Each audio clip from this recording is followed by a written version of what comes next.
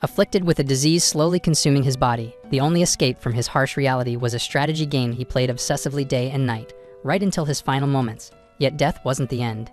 He awoke within the very game he loved, completely powerless, lacking status or abilities. Now trapped in this world he once fled to for comfort, he must fight to survive, build strength from nothing, and rise to conquer the world that's become his new reality. The story centers around a young man named Takuto, who spent most of his time absorbed in a strategy game called Eternal Nations. Confined to a hospital bed, Takuto found solace and meaning only in playing Eternal Nations, and eventually died with the game still running. But his death wasn't final. Moments later, he opens his eyes, finding himself sitting on a throne amid ancient ruins in a forest. His first thought is about how incredibly fresh and real the air feels. Suddenly, a woman approaches him, gently asking if he's finally awake. When she reveals her face, Takuto instantly recognizes her as Atu, an elven character from Eternal Nations. Atu respectfully calls him Your Majesty, leaving Takuto utterly confused, wondering what on earth is happening. As an experienced anime fan, he quickly figures out he must have somehow been transported into the world of Eternal Nations, the very game world he spent countless hours in. But this realization brings more questions. Typically, Atu would only address her king this way if he were the Lord of Mynoghra, the nation Takuto previously led in the game. Atu speaks again, this time calling him Takuto-sama, and explains further. She mentions Takuto is the first ever player to conquer nightmare difficulty using Mynoghra, widely known as the toughest civilization in the game. She proudly reveals that Takuto is listed on the game's global leaderboards, giving him legendary status. Takuto's confusion deepens even further. How can a mere game character know about things beyond her own game world reality? And Atu gently explains that she remembers everything, every victory, every defeat, each word Takuto ever spoke to her through his screen, and the entire journey they shared together until now. Hearing this, Takuto is overcome with emotion, tears forming in his eyes. He tells Atu how happy he is to finally speak to her directly, confessing she was always his favorite character in Eternal Nations. Atu warmly replies that she feels precisely the same way. Still, none of this clarifies how he ended up here, so Takuto looks at Atu directly and asks if it was she who brought him into this world. Atu honestly admits she has no clue how they got here, as she herself only arrived a few minutes ago. Still, she's certain of one thing. The place they're in feels exactly like the world of Eternal Nations. Regardless of their location, Atu is deeply grateful she's finally met her true king in person. Holding Takuto's hands gently, she urges him to begin their journey anew together. Atu shares her dream of rebuilding an empire with just the two of them, and since Takuto has nothing else left, he gladly agrees to join her quest. When Takuto extends his hand to formally shake on their partnership, Atu suddenly switches to her NPC persona, introducing herself dramatically as Sludge Atu, an illegitimate child born of a fallen world. She solemnly pledges her entire being, mind, soul, and body entirely to Takuto.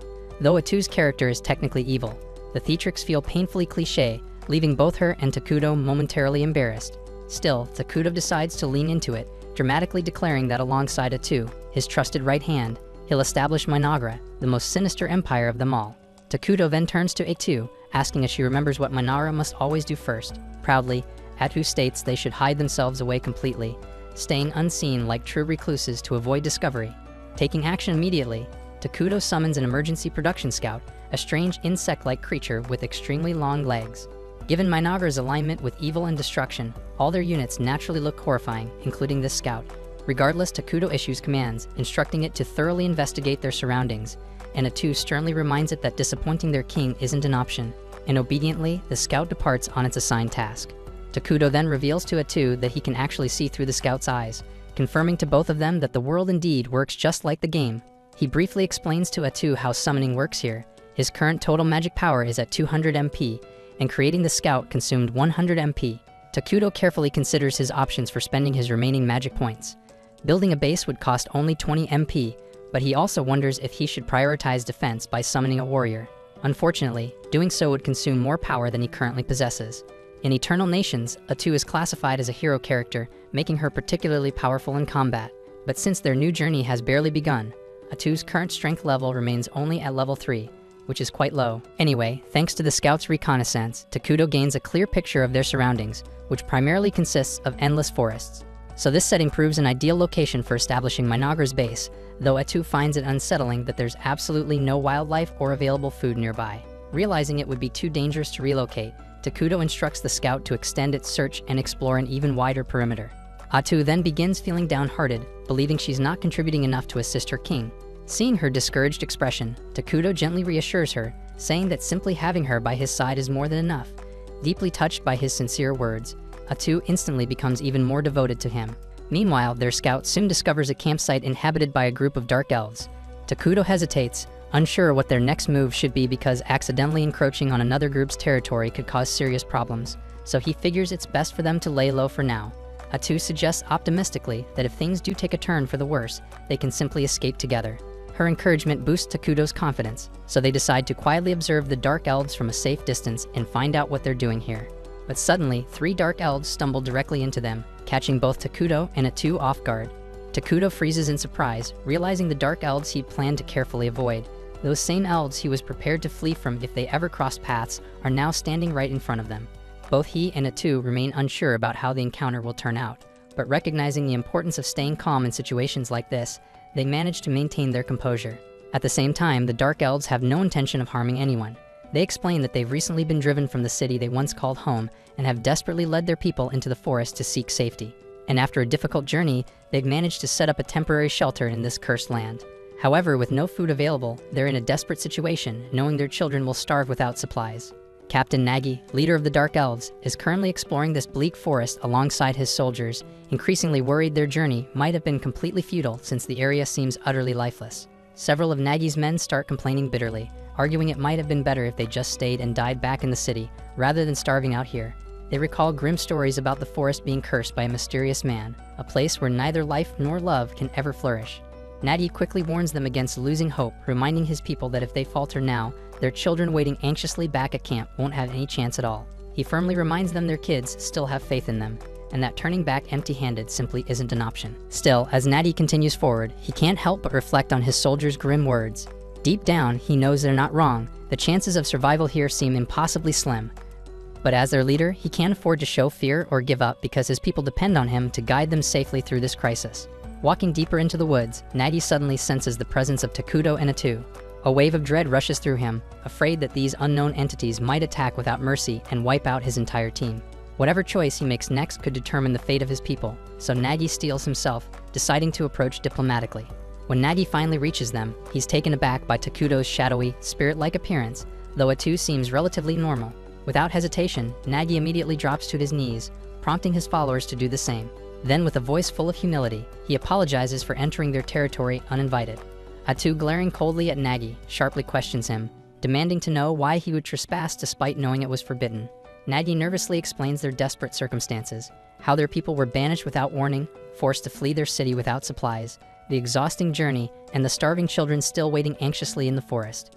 Feeling increasingly anxious under Atu's harsh gaze, Nagi braces himself, convinced they're about to execute him. However, Takuto surprises him by calmly asking if he's hungry. Nagi hesitates nervously, uncertain how to respond, until Atu firmly instructs him to answer her master's question. Quietly, Nagi admits he is hungry, and immediately, Takuto conjures several apples out of thin air. Nagi stares in bewilderment, never having seen an apple before, unsure if they're even edible. Takuto kindly assures him that the fruit is juicy and delicious, encouraging him to try it. Still hesitant, Nagi looks behind him, shocked to see his men already devouring the apples eagerly. Atu then firmly urges him to eat as well, yet Nagi still feels uneasy. Noticing his hesitation, Takuto promptly conjures pears as well. Now Nagi is openly suspicious, deeply confused by Takuto's generosity. The Dark Elves had always been viewed with hostility, constantly rejected by others. To suddenly encounter someone willing to help without any hidden motive felt disturbingly unnatural. Nagi finally states he'd rather bring the food back to feed the starving children in their camp. But before he can even finish his sentence, Takuto conjures even more fruit for him. Overwhelmed, Nagi can only feel gratitude and disbelief. Meanwhile, back at the camp, the Dark Elf children lie weak and exhausted, silently praying for rescue. Suddenly, they catch a familiar scent in the air. Their prayers are answered because Nagi and his soldiers have returned, bringing with them more food than they've ever seen. Nagi joyfully tells everyone to prepare for a feast, and soon they're all eagerly eating, and the starving children quickly regain their strength. One of the elves then curiously asks Nagi where he got all the food, but Nagi avoids giving details. Instead, he simply tells them fate finally smiled upon them. Yet deep in his heart, he remains haunted by the memory of the mysterious, intimidating figure he encountered in the forest. After the meal, everyone falls into a peaceful sleep, except for Nagi, who remains awake, staring thoughtfully into the fire. As he stands watch, Elder Moltar approaches quietly, gently pulling Nagi out of his deep contemplation. Moltar expresses gratitude for Nagi's efforts, but mentions that the fruit tasted unlike anything he's ever known, even after living 200 years. Nagi nods, agreeing that the fruit definitely tasted strange. Moltar presses him about where the food came from, prompting Nagi to confess they encountered a legendary figure after wandering deep into the cursed forest. Hearing this, Moltar wonders aloud if it was perhaps the King of Ruin, recalling ancient stories about a mythical being said to appear when the world becomes too crowded, destroying everything and returning civilization to darkness. But no one knows if those legends hold any truth, since nobody's ever witnessed it personally. Moltar asks Nagi directly if the mysterious figure introduced himself as the King of Ruin. Nagi admits Takudo never actually introduced himself at all. He only spoke through a servant. Moltar insists there's no way a dark entity like that would offer assistance for free, demanding to know what Nagi promised in exchange. Nagi, however, insists it was purely an act of generosity from Takudo, nothing else. Moltar remains skeptical, arguing no evil being ever offers help without hidden motives. Nagi firmly calls Takudo the Great One, determined to defend him and emphasizing that he simply chose to help. Moltar counters that such a noble title doesn't suit the rumored King of Ruin, but Nagi refuses to budge. He argues passionately that Takudo deserves the respect because he helped them in their time of need, and frustratingly wonders if it might have been better if they'd all died rather than receive such aid. Hearing this, Moltar reluctantly concedes Nagi's point, agreeing to handle negotiations personally when the time comes to repay their mysterious benefactor. Nagi gazes over at his sleeping people, silently questioning when they might finally rest without fear. At the same time, Atu is thoroughly upset with Takudo for wasting valuable mana by feeding total strangers. She sternly forces him onto his knees as he tries to explain he simply felt sorry for them. Atu can't believe his recklessness, reminding him sharply they don't yet know whether Mynoghra will be peaceful or brutal or how many battles might lie ahead, so wasting mana like that could be dangerous. Realizing she might have gone too far scolding her own king, Atu quickly apologizes, but Takudo gently reassures her, reminding her they're partners and that he couldn't survive in this place without her by his side. He also admits feeling awkward around the Dark Elves, suggesting perhaps he's shy. Atu is surprised. She'd assumed Takudo was deliberately playing the role of a dignified king, communicating solely through her as his servant. The two laugh and tease each other playfully for a moment, until Takudo's summoned scout finally returns. The next morning, Nagi readies himself for another trip to see Takudo, prompting Elder Moltar to question if he is truly ready to see the Dark King. Moltar is convinced that since they'd already chosen to rely on the Dark King's help, they must be ready to meet whatever demands he eventually makes. Nagi disagrees, pointing out that Takudo has never mentioned wanting anything in return, but Moltar insists that creatures of darkness always expect compensation for their favors. Still, Moltar reluctantly admits that for now, they have no choice but to trust Takudo, since there's nowhere else left to go, so they decide to visit Takudo together, completely unaware that his insect scout had been observing their entire conversation. Takudo quickly calls back the scout to report to him, and upon hearing that the elves are on their way, he quietly hopes they'll just pick up the remaining food he had prepared yesterday and leave without causing a fuss. Anxiety quickly starts to grip Takudo as he explains to Atu that he's terrible with conversations, and doesn't know if he'll be able to negotiate properly with the Dark Elves. Atu reassures him she'll handle it herself, adding that this will also show the Dark Elves that her king wouldn't stoop low enough to speak with them personally. Shortly after, Moltar and Nagi arrive, and the Elder Moltar greets Takudo with an overly formal and eloquent salutation, almost like something straight out of cover letter, thanking him for the generous provision he offered his folk. Moltar then respectfully asks permission to know the identity of their Dark King. After receiving permission from Takudo, Atu reveals his name proudly, declaring him to be the feared Dark King of Ruin himself. Both of the Dark Elves become visibly shaken upon having their worst fears confirmed. Atu then coldly instructs them to simply take the food and leave, because it's not going to last much longer anyway. Yet Moltar politely insists on repaying Takudo for his generosity and asks what they can possibly give him in return. Atu coldly informs him that there's nothing in their possession capable of pleasing her king, so attempting repayment would be pointless. She then questions if the elves even have anything left that they consider valuable at all, causing Moltar to hesitate as he realizes they genuinely have nothing worthwhile to give. Noticing his hesitation, Atu immediately gives him a cold, intimidating stare and suspiciously asks him if he's secretly planning something. Moltar becomes visibly flustered, and Takudo quickly realizes their conversation is going downhill fast, so he immediately signals Atu over to quietly discuss how they should proceed. But Atu becomes frustrated because she thinks Takudo is being way too soft on these two hopeless elves, and she insists these guys have zero clue how to handle negotiations, and if this continues, they'll just turn into an annoying headache later on. So she dramatically suggests killing them both and displaying their heads around the base as a clear warning. But Takudo quickly tells her to stop acting like a psycho. He calmly explains that the elves genuinely seem to want peaceful coexistence and sincerely wish to repay their kindness. Instead of just handing out freebies, he suggests they ask for something small in return, keeping their relations with the elves positive. Atu reluctantly agrees and then tells the elves that her king has generously decided to accept their offer of repayment. Seeing Moltar suddenly relax makes Takudo and Atu both realize he was freaking out earlier because he had totally assumed Takudo would act like a typical villain. Atu scolds Moltar for misjudging her king so harshly, but then she pauses, realizing she doesn't actually know what to ask them for. Thankfully, Takuto quickly comes up with a great idea and suggests that they ask the elves to provide them with information about the world outside this forest. Moltar immediately lights up with relief, promising eagerly that he'll share every bit of knowledge he's gained about the outside world. Atu nods but adds sternly that once Moltar has provided the information, he and his tribe must leave the forest immediately. This shocks Nagi and Moltar deeply, and they quickly plead to be allowed to continue living there under Takuto's protection. But Atu snaps at them to quit pushing their luck if they value their lives. Nagi tries to argue further, but Moltar quickly silences him, admitting they must respect the king's wishes. They begin turning to leave, but watching them, Takuto suddenly feels a pang of guilt for kicking them out like this. He abruptly changes his mind, telling Moltar and Nagi that instead of leaving, they can become citizens of his kingdom. Both elves freeze up completely, stunned by this unexpected kindness, though no one is more shocked than Atu, who can't believe what she's hearing. She immediately questions Takuto's logic, asking what the hell he's thinking. He calmly reminds her about the refugee system from the game, allowing different races to peacefully join their nation. And since dark elves are neutral aligned, he points out they'll easily blend in with their kingdom's evil attribute, making coexistence entirely possible. Atu still isn't totally convinced because evil-aligned species usually end up causing drama among themselves, but Takuto gently refreshes her memory that their main citizens, named homunculi, literally look like humans who got shredded and put back together by a 5-year-old, and there's no way they're going to be hanging out with those creepy things all day. The horrifying image of the homunculi immediately pops into Atu's mind, instantly changing her mind. She quickly agrees and turns to Moltar and Nagi, declaring that Takuto plans to build a full-fledged kingdom soon and is generously offering them citizenship if they're willing to swear loyalty. Moltar hesitates, asking what exactly it means to become their citizens,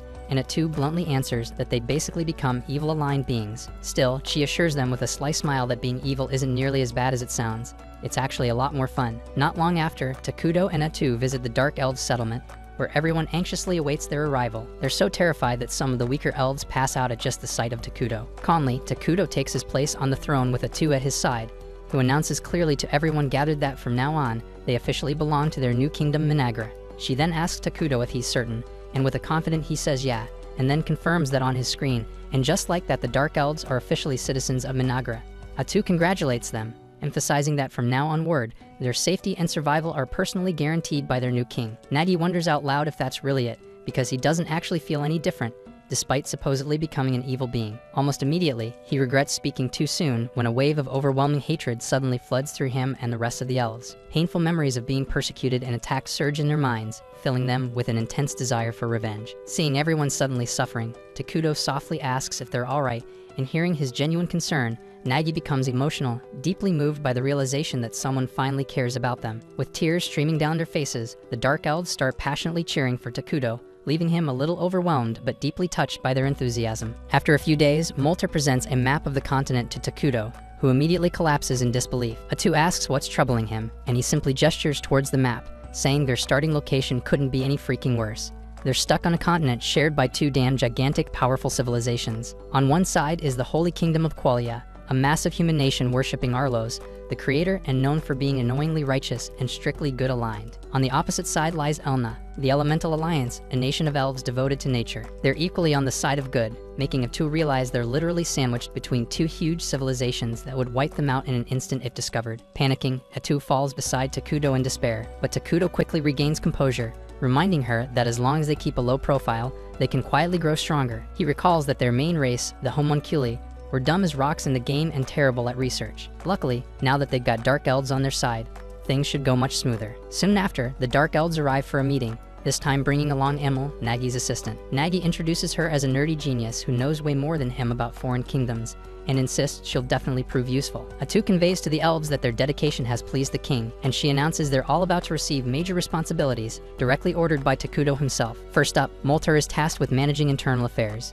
Atu said she expects big things from him, especially since she learned he knows magic too. Next, she appoints Nagi as the head of Mynoghra's warriors, charging him with building a powerful military for defense. When she leads recruitment up to him, Nagi gets way too excited, shouting dramatically that he'll destroy all their enemies and proudly mount their heads as trophies. But Takuto's already feeling queasy at the gruesome imagery. He quietly remarks that war is barbaric, and Atu clarifies for the confused Nagi that their king actually prefers peace, so he needs to chill out with the killing talk. This just confuses Nagi even more, who wonders what kind of dark king of ruin is into peace. Moltar, seeing Nagi's confusion, sarcastically teases him and confidently states that, unlike Nagi who clearly has more muscles than brains, he himself will prove far more useful to Takuto. Nagi immediately takes it as a challenge, boasting loudly to Takudo that he's young and full of energy, ready to tirelessly serve the king without rest. Atu completely misunderstands their little competition as genuine dedication, mistaking them for workaholics instead of two idiots desperate for Big Evil Daddy's approval. She turns to Takudo, asking if they should send them on a resource collecting mission,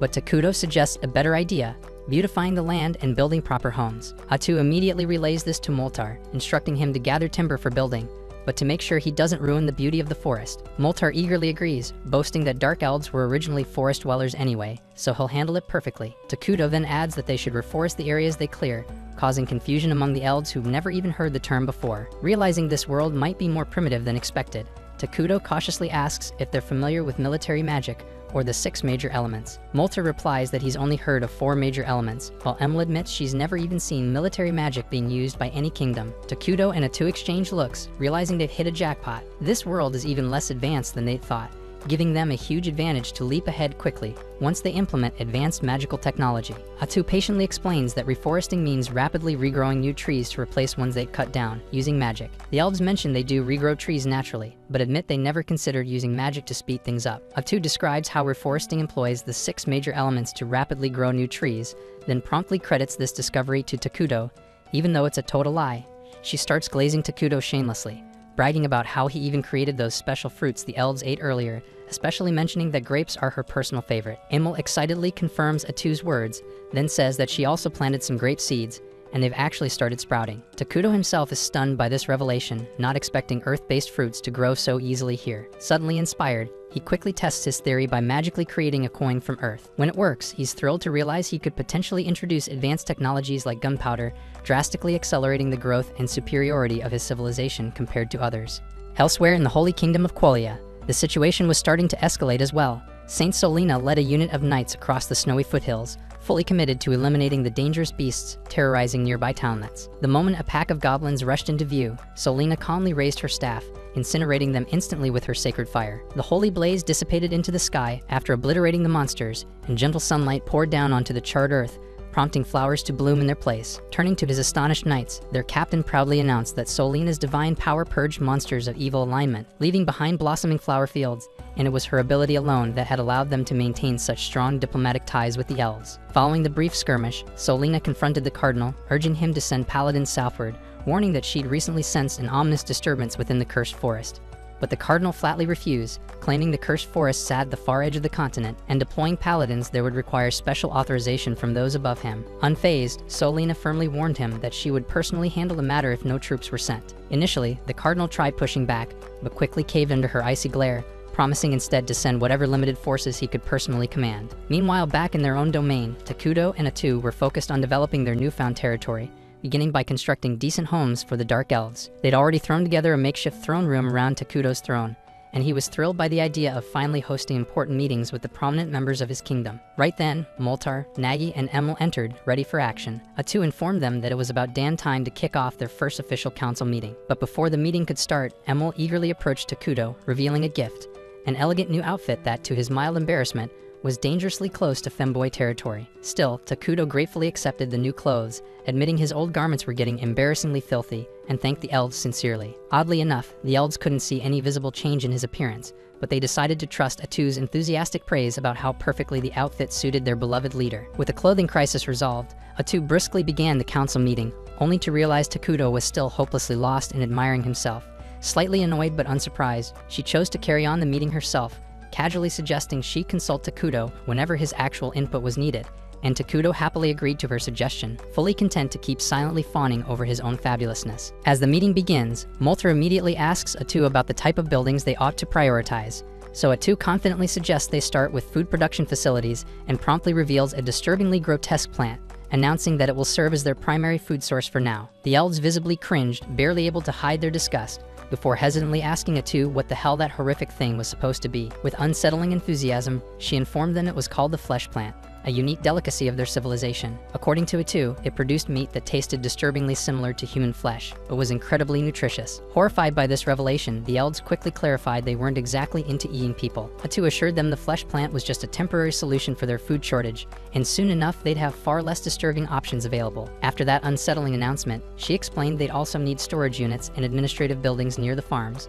so Emil promptly volunteered to oversee those structures. Next, Atu shifted gears to the next crucial topic on the agenda: research. She emphasized that obtaining cutting-edge tech was absolutely critical for a fledgling nation like theirs. Moltar, intrigued, asked her specifically what sort of technology they should focus on, and Atu excitedly revealed their target would be magical tech. Takuto practically lit up with excitement upon hearing that, and Moltar eagerly declared that as a skilled mage, he put in his best effort to impress their king. He followed up, asking precisely what kind of magical tech they should aim for, and Atu enthusiastically revealed they'd dive straight into military magic research. She explained that standard attack spells were pitifully limited, barely managing to handle a handful of enemies, while advanced military-grade magic could annihilate entire cities or even reshape terrain to their advantage. Moltar, now fired up, immediately agreed to round up all magically gifted elves and begin working on groundbreaking magical spells that hadn't even appeared yet in their world. Then Atu moved on to the final topic of the meeting: their military strategy. Nagi perked up instantly, excited that it was finally his turn to shine, but Takuto quickly burst his bubble by bluntly stating they wouldn't heavily invest in their military right now. Atu backed him up, pointing out armies cost a shitload to maintain but produced nothing useful during peaceful periods. Nagi protested strongly, arguing they lacked sufficient power to properly defend their king, and thus should definitely prioritize their military. Moltar also joined in, reminding them that both he and Nagi had massive bounties placed on their heads as dark elf leaders, meaning their kingdom might soon become a juicy target for enemies. Understanding their concerns, Takuto quickly came up with a smarter alternative: creating a hero to defend the kingdom. Atu immediately agreed, admitting heroes were expensive upfront but required zero upkeep, making them the perfect choice given their current situation. The elves stared blankly, clearly having zero clue what the hell a hero was even supposed to be. Atu quickly clarified that heroes were ridiculously powerful beings who served directly under the king. She explained that each hero had certain conditions that needed to be met before summoning them, but she confidently reassured them they'd be able to summon their first hero fairly soon. Takuto, pumped as ever, was already hyped up at the idea. He remembered that nearly everything in this world required mana, and a kingdom could only gather that mana directly from its own people. The happier the citizens were, the more mana they'd produce, and Takuto made a silent vow right there. He turned this kingdom into the happiest damn place on the entire planet. At the same time, far away in the holy kingdom of Qualia, a junior paladin named Lornias had just gotten the dubious honor of being selected for an investigation team heading straight into the notorious Cursed Forest. Accompanying him was a veteran paladin named Wordle, whose favorite pastime was clearly making Lornias' life a living hell with his constant teasing. Wordle immediately started bitching about the tiny size of their investigation unit, consisting of only 2 paladins and a handful of mercenaries. He grumbled loudly about how the church should seriously start taking Saint Solina's prophecies more seriously. Lornias cautiously agreed, though he was painfully aware nobody could predict what the higher-ups had planned. One thing he did know, though, was that if they managed to pull off this investigation, they'd receive huge rewards, but if things went south, his head would definitely be the first on the chopping block. Back in Mynoghra, Takuto strolled through the developing kingdom, inspecting the early stages of his civilization with a deep sense of nostalgia. It was a scene he'd witnessed thousands of times before, but always through a screen, never in person. This time, he was right in the thick of things. Emil eagerly gave him a detailed tour, proudly explaining that dark elves excelled at constructing treehouses, although right now the housing project was crawling along since the elves had prioritized cultivating the flesh trees. Fortunately, the grotesque flesh trees seemed to be thriving nicely, and they'd already managed to build storage and administrative facilities. Emil also mentioned that they discovered a freshwater spring close by and were now trying to find ways to draw water from it. Meanwhile, Moltar and a bunch of other mages had been grinding hard on their magic research in a recently completed lab. Hearing all this progress made Takuto feel genuinely relieved, but he was particularly delighted to hear that the elves were proactively handling things like seeking out water sources on their own. Seeing the elves, who had looked utterly drained when it first arrived, now smiling happily was a huge relief. When Takuto shared his joy with Emil, she suddenly burst into tears of happiness, completely startling him. Takuto panicked momentarily at the unexpected meltdown, but thankfully Emil quickly regained her composure and continued the tour as if nothing had happened. Next, Emil guided Takuto and Atu toward the flesh tree farm. With noticeable excitement, she explained that, thanks to the tools Takuto had generously provided, they'd soon be able to enjoy their very first harvest. After that, Emil guided them toward the freshwater spring the elves had discovered earlier, but immediately noticed the vibe was totally different this time around. Instead of clear, sparkling water, it had turned murky and dark, leaving Emil visibly crushed, assuming it had become unusable. Before Atu could even explain why that wasn't the case, Moltar and Nagi also arrived to check out the water. Both of them quickly agreed with Emil, believing the spring had been ruined, but Atu just casually scooped up some of the gloomy-looking liquid and took a long sip, assuring everyone that it was perfectly safe. Atu then clarified that the spring only looked creepy and unsettling because it had officially become part of Mynoghra, all thanks to a neat little feature known as cursed terrain. Takuto chimed in, gently telling the elves to take a deep breath. As soon as they inhaled the gloomy air, they were instantly energized, their minds clearer and their bodies revitalized. Atu happily explained that cursed terrain grants bonuses to any creatures aligned with evil, while severely messing up anyone with neutral or good alignment. Since the Dark Elves were now officially part of Mynoghra, and therefore had evil alignment, the water posed no threat whatsoever. Natty cautiously took a sip himself, confirming her words. Atu added that soon enough, the entire forest would transform into this sinister-looking cursed terrain. Regardless, Takuto immediately started worrying aloud, pointing out that cursed terrain stuck out like a sore thumb. Moltar nodded gravely, agreeing that once the entire forest turned this ominous shade of creepy, they'd become easy targets for their enemies. Naturally, Natty jumped at the chance to once again insist they desperately needed an army, but both Takuto and Atu reassured him again that their solution was to summon a hero. Moltar, still clueless about what exactly a hero was, pressed for more explanation. Atu decided that a hands-on demonstration would be far more effective than another lecture. Without warning, Atu released a bunch of pitch-black tentacles from her back, effortlessly slicing through the nearby trees like they were toothpicks, before revealing smugly that she herself was a hero. She casually mentioned that she only had about 1% of her full power available, yet she could still obliterate entire armies on her own. Takuto eagerly hyped heroes up even more to the stunned elves, bragging that heroes were truly badass, continuously growing stronger with no effort at all. Realizing he'd gotten a bit carried away, he quickly shifted the conversation and scolded Atu lightly, telling her that showing off didn't require chopping down innocent trees and insisting she clean up the mess afterward. The elves, however, were beyond impressed.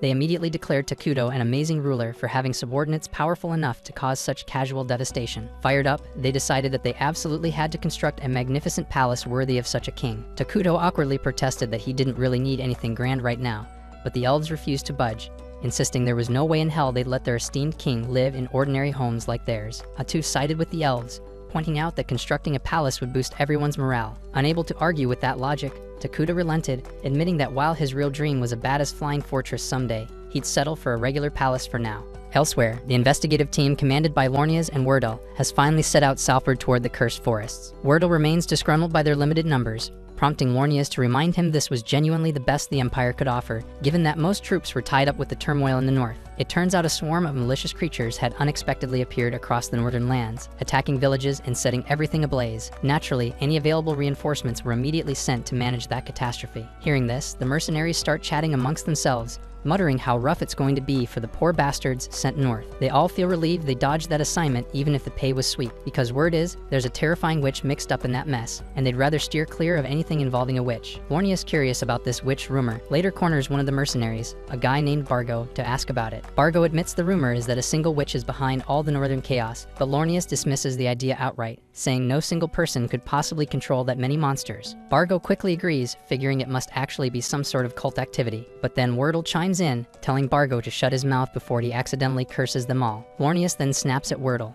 noticing that the guy's been drinking on the job again. He starts lecturing him about how, as paladins serving their god, they're not even allowed to touch alcohol. But Wordle dismisses his scolding casually, even challenging him to a theological debate before abruptly losing interest when a waitress brings him another round of drinks, which prompts him to flirt shamelessly instead. Bargo then turns back to Lornias, seriously asking why the Empire sent 2 paladins this far south. He starts worrying again about the possibility of another witch being involved, openly admitting that if that's the case, he and his men might pack up and bounce before things go south. Lornias honestly replies he doesn't know the details either, but just then Wordle butts back in, casually mentioning he's already gathered some intel from his new waitress friend. Apparently, a bunch of dark elves recently fled into the cursed forests, and the higher-ups likely just want someone to keep an eye on them. Hearing this, Bargo instantly relaxes, saying they'd better deal with the dark elves quickly. After all, those bastards are notorious for their nasty curses and stealthy assassinations. Lornias completely agrees, saying that ignoring the dark elves now will only lead to bigger trouble down the line, but Wordle immediately tells him to calm down and take it easy, reminding him this mission is strictly recon. If things even hint at getting messy, they're packing up and running the hell out. But Lornias, always a stickler about vanquishing evil wherever it shows up, stubbornly insists that as paladins, retreating from danger isn't an option. Wordle scolds Lornias, telling him to stop chasing glory and only fight when it's absolutely necessary, instead of jumping into danger every chance he gets. He reminds Lornias that he's got family waiting at home, and so does everyone else on this mission, so they need to think twice before risking their lives. Meanwhile, back in Mynoghra,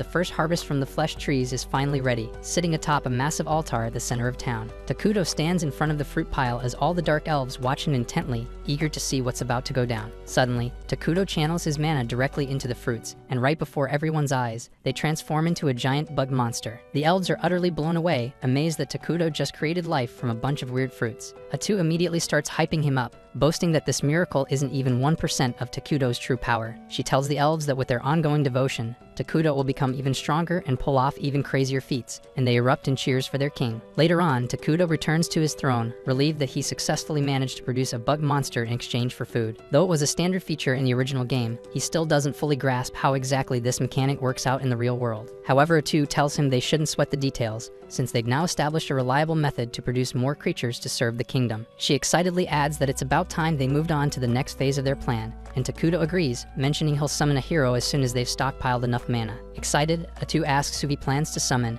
and Takuto casually replies that he's thinking about calling Isla Queen of the Bugs. Atu nods, saying that's definitely a solid choice, while Takuto enthusiastically starts explaining Isla's perks. She can buff all insect-type monsters, allowing them to dominate on the front lines, and she can also produce larvae to handle mundane tasks, providing essential support to the kingdom on multiple fronts. Atu appreciates that he clearly put serious thought into this choice, and Takuto sheepishly admits that Isla was honestly the only safe option available, since the other potential heroes are completely unhinged. Atu wholeheartedly agrees, joking that the other heroes would require years of intensive therapy. Takuto chuckles in response, acknowledging he hopes to summon them eventually, but definitely not anytime soon. Meanwhile, Lornias and the group finally arrive at the Dark Continent, quickly running into their first major threat, and it's a towering hill giant. Lornias immediately tries to command the mercenaries into a defensive formation, but Wordle cuts him off, telling them all to chill because he'll handle this big guy himself. He bluntly adds that they don't have time to waste, and it'll be faster if everyone just stays out of his way. The rest of the group watches in awe as Wordle calmly walks toward the hill giant with his sword drawn, completely unfazed by its monstrous size. Wordle channels holy energy into his blade, while the giant, oddly polite, waits patiently until he's done. When the giant finally swings his massive club, Wordle casually blocks the blow and slices right through it like it's made of cardboard. Not missing a beat, he launches himself at the stunned monster, delivering a whirlwind of rapid slashes before the giant even has a chance to process what's happening. With the giant crashing down lifelessly, Wordle casually strolls back to his teammates like he just finished a casual morning workout. Lornias is absolutely hyped, immediately praising Wordle, and confidently declaring that their mission is practically in the bag now that they've got him. But Wordle's serious expression quickly sobers everyone up, making Lornias uneasy with his skepticism. Meanwhile, back in Mynoghra, Takuto is happily munching down on a burger when Atu gently nags him to eat something healthier. Takuto playfully protests, reminding her that he's spent way too long in the hospital surviving on boring, flavorless health food, so now he's determined to explore all the tasty junk food life has to offer. He then gets a little worried when he realizes Atu herself has been surviving exclusively on salads for days, but she reassures him that this diet suits her just fine. They chat for a while about how quickly construction has progressed lately, when Takuto suddenly remembers something important. He asks Atu to call Moltar and the others once they're finished eating,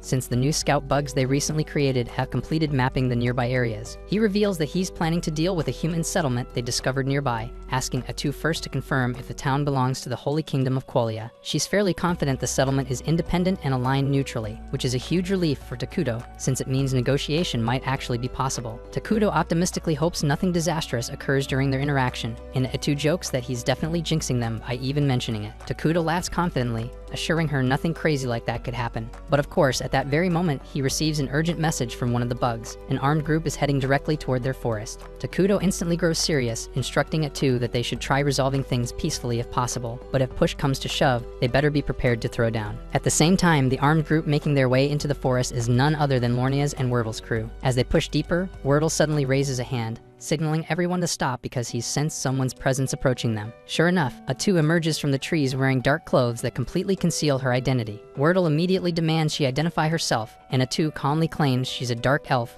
who's found refuge here alongside her people because there's nowhere else safe for them to go. Wordle acknowledges her situation but bluntly tells her to step aside because their group has orders to investigate this forest. Atu firmly responds that they shouldn't go any further, causing Wordle's instincts to flare up, sensing something shady going on. But before he can say more, Lornias rudely jumps into the conversation, yelling at Atu and demanding how she dares disobey a servant of God. Wordle sharply snaps at him, telling him to shut his mouth and stop interrupting. Lornias is visibly frustrated at being rebuked over such a trivial issue, but Wordle swiftly resumes his conversation with Atu, explaining they cannot turn back simply because she asks them to, then pointedly asks if there's something she's trying to hide within the forest. She insists there's nothing here but elves who simply wish to live peacefully and questions why he's so hell-bent on invading this godforsaken forest. After a moment of hesitation, Wordle sighs and finally reveals their reason. The Saintess recently had a vision of an immense evil hiding here, and thus he cannot return until he verifies this personally. The mercenaries gasp in shock, having been kept in the dark about such a critical detail. Lornias immediately starts flipping out, demanding to know how Wordle could casually spill classified information like it's some local gossip. Wordle snaps back at him again,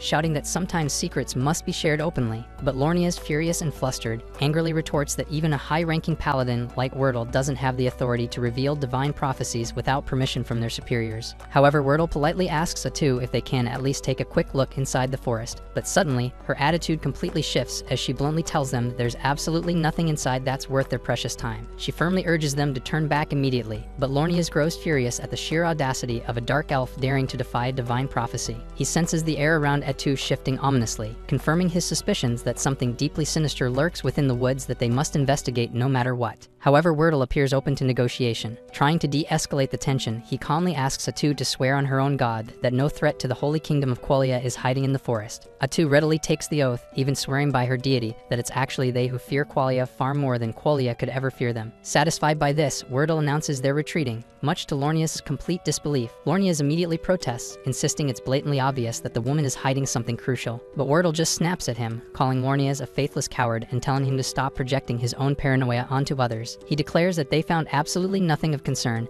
officially ending their investigation. With that, Wordle begins walking away confidently, but Lornias has finally reached his boiling point. Refusing to let Wordle make another reckless decision, he sternly informs Wordle that he's officially revoking his authority as a high paladin for casually spilling a divine prophecy to an enemy and abandoning his sacred duties. He swiftly orders the mercenaries to follow him deeper into the forest to uncover the evil hidden within. Bargo quickly agrees, mostly because Lornias is the guy signing their paychecks, and there's no arguing with money. Atu desperately pleads with them one final time to stop, but Lornias coldly ignores her and commands his men to capture her immediately, even as Wordle shouts at him not to escalate the situation further. Atu lets out a weary sigh, sadly acknowledging that peaceful negotiations have collapsed into utter failure. Seconds later, the mercenaries suddenly find themselves skewered on Atu's spikes, transformed into human kebabs before they can even blink. Lornias himself was knocked out, and when he woke, he never even comprehended what hit him. And the only one who did see everything and is still alive is Wordle, and he shouts at Lornias that they're dealing with an actual freaking witch. Atu then calmly sheds her disguise, remarking regretfully how unfortunate it was that peaceful talks had to end so violently. Apparently, a few more of those jerks are still kicking, prompting Wordle to immediately shout for somebody to hurry back and alert the kingdom about this nightmare. But Bargo quickly dismisses that idea, pointing out that every messenger they had now becomes pierced like a shish kebab. Besides, the remaining mercenaries are nowhere near fast enough to escape, especially with Atu currently busy skewering anyone who tries to leave. With zero options left, Wordle tells everyone to grab their damn weapons because now they've got no choice but to fight. He commands the mercenaries to unload everything they've got, so they fire a volley of arrows, but Atu effortlessly deflects them all like she's brushing lint off her coat. Wordle curses his luck, knowing full well that the absolute last person he wanted to go up against was Atu, and funny enough, she's just as annoyed to be dealing with him. She makes it painfully clear this entire situation is Lornias' fault, because if they had just agreed to leave the forest alone, she would have let them walk away. But no, Lornias had to get all noble and damn self-righteous, and now she's got no choice but to kill him. Lornias finally realizes he screwed up royally and turns to Wordle, asking if he even knows what the hell this freaking thing really is. Wordle admits he suspected something was off from the moment they first saw her, which is exactly why he wanted to leave without throwing hands. But now that he's seen her true form up close, he's certain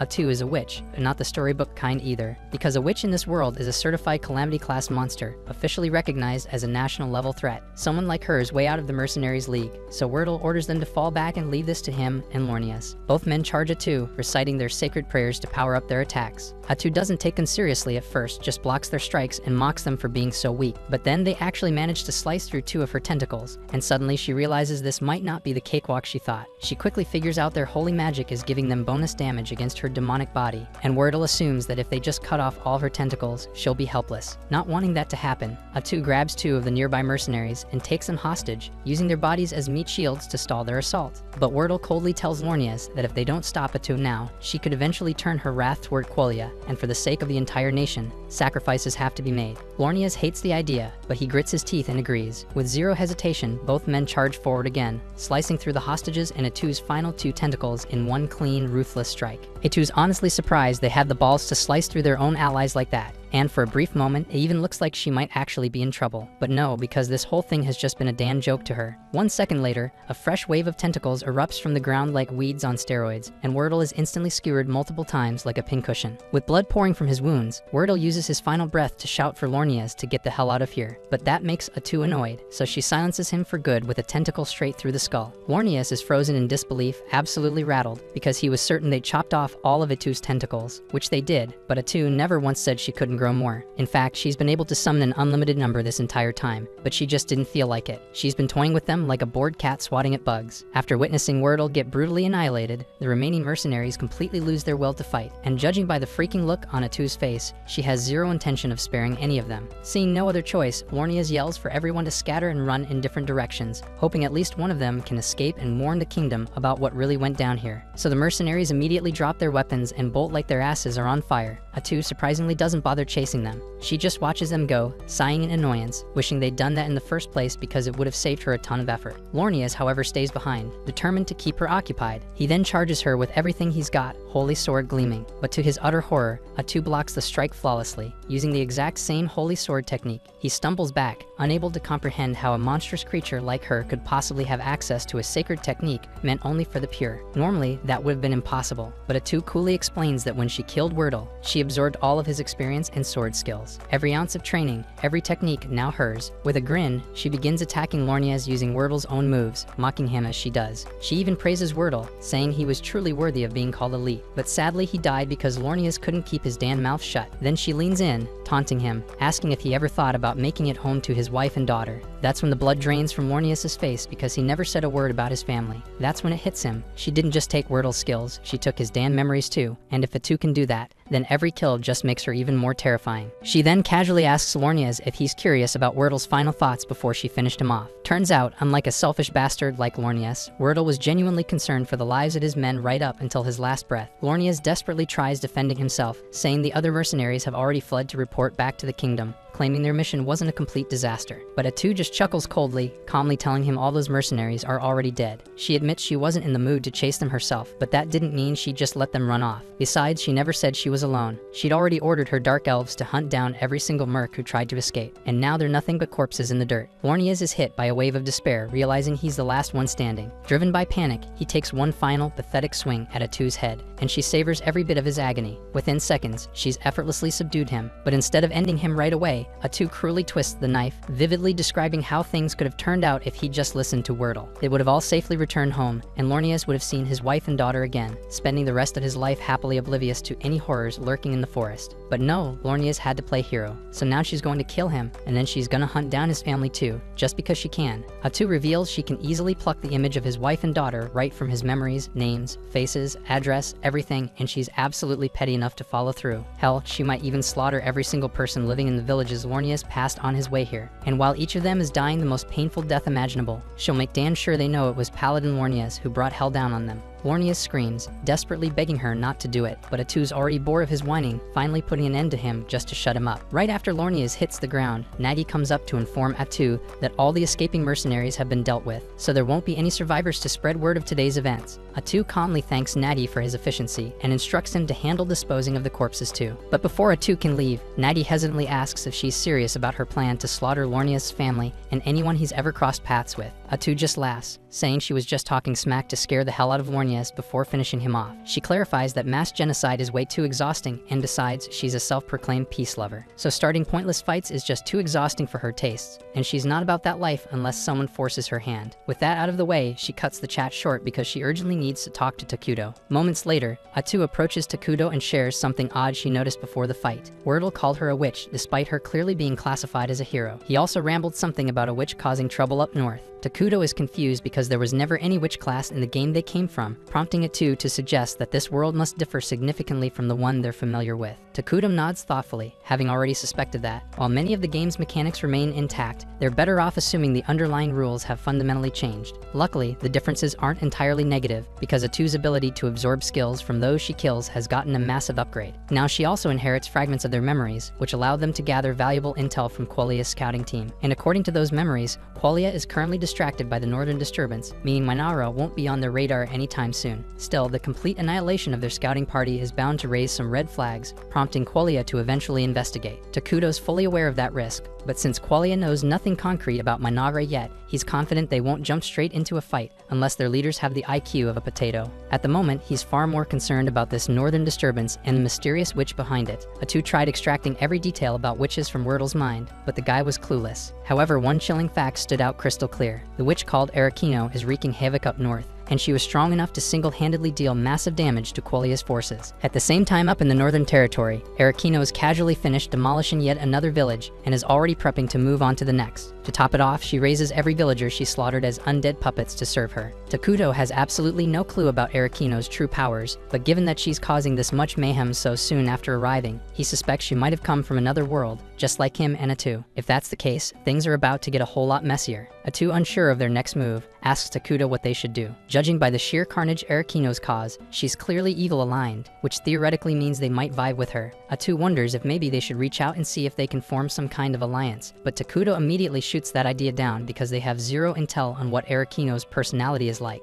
Atu is frustrated that things had to spiral out of control right when Mynoghra was finally hitting its stride. Takuto reassures her that Arakino is still far away in the north, meaning she's not their immediate headache. Still, these threats have shown that Mynoghra desperately needs stronger defenses, so Takuto decides he's got to summon another hero and fast. Initially, he had planned to choose Isla, but considering recent developments, he'll probably have to go for a more combat-oriented option. Plus, his original strategy of staying hidden might need rethinking, especially with unpredictable threats like Arakino popping up, so they'll need a legit alliance soon. And Qualia is obviously out of the question after Atu brutally wiped out their paladins, but the nation to the east looks promising. They're neutral, haven't interacted with Mynoghra yet, and seem like potential ally material. So once the palace construction wraps up, Takuto plans on heading over there himself to size them up and see if teaming up is viable. At the same time, over in that very same eastern city, they're getting slammed by a barbarian attack. Fortunately, their badass staff wielder annihilates the attackers effortlessly with a massive lightning strike. Citizens start cheering and praising her for protecting them, but she quickly reminds everyone it's way too early to celebrate because there's clearly a lot more trouble on the horizon. Back in Mynoghra, Atu and Takuto finish up their discussion, and as she's about to head out, she pauses, awkwardly apologizing for getting a bit carried away with the paladin earlier. She knows Takuto usually prefers avoiding unnecessary bloodshed, but Takuto just gives her a blank stare, calmly asks her why on earth she thinks he'd be bothered by that. That's when it hits her. Takuto might seem gentle, but at the end of the day, he's literally the physical embodiment of evil, so there's not much violence in this world that's gonna bother him.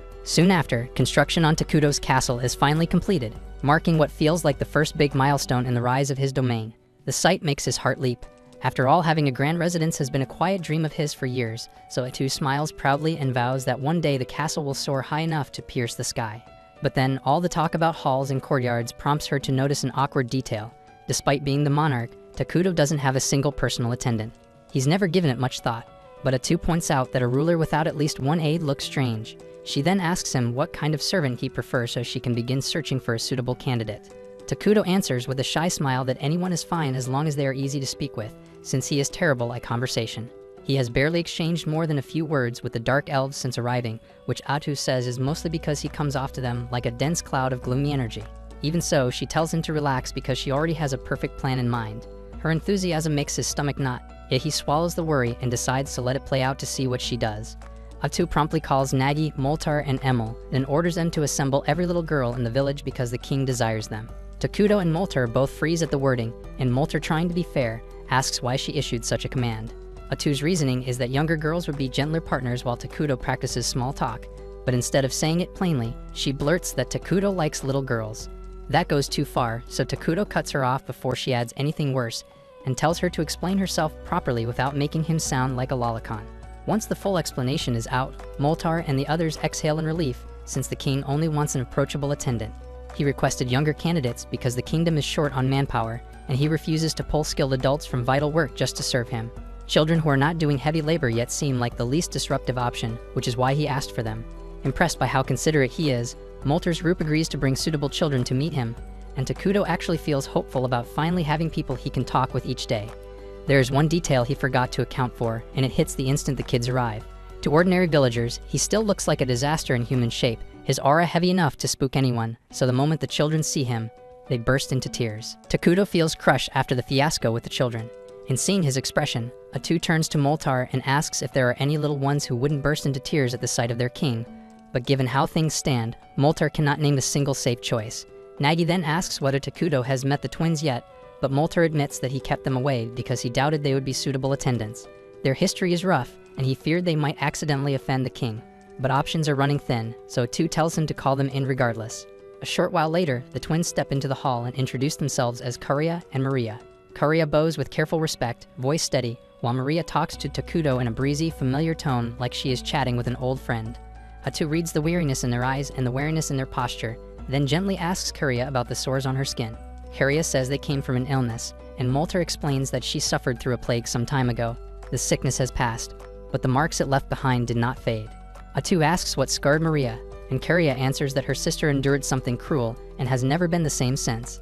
Atu asks what she means, so Maria answers without hesitation that she ate her mother. The words hit like a slap, far worse than Atu expected, so she turns to Moltar for an explanation.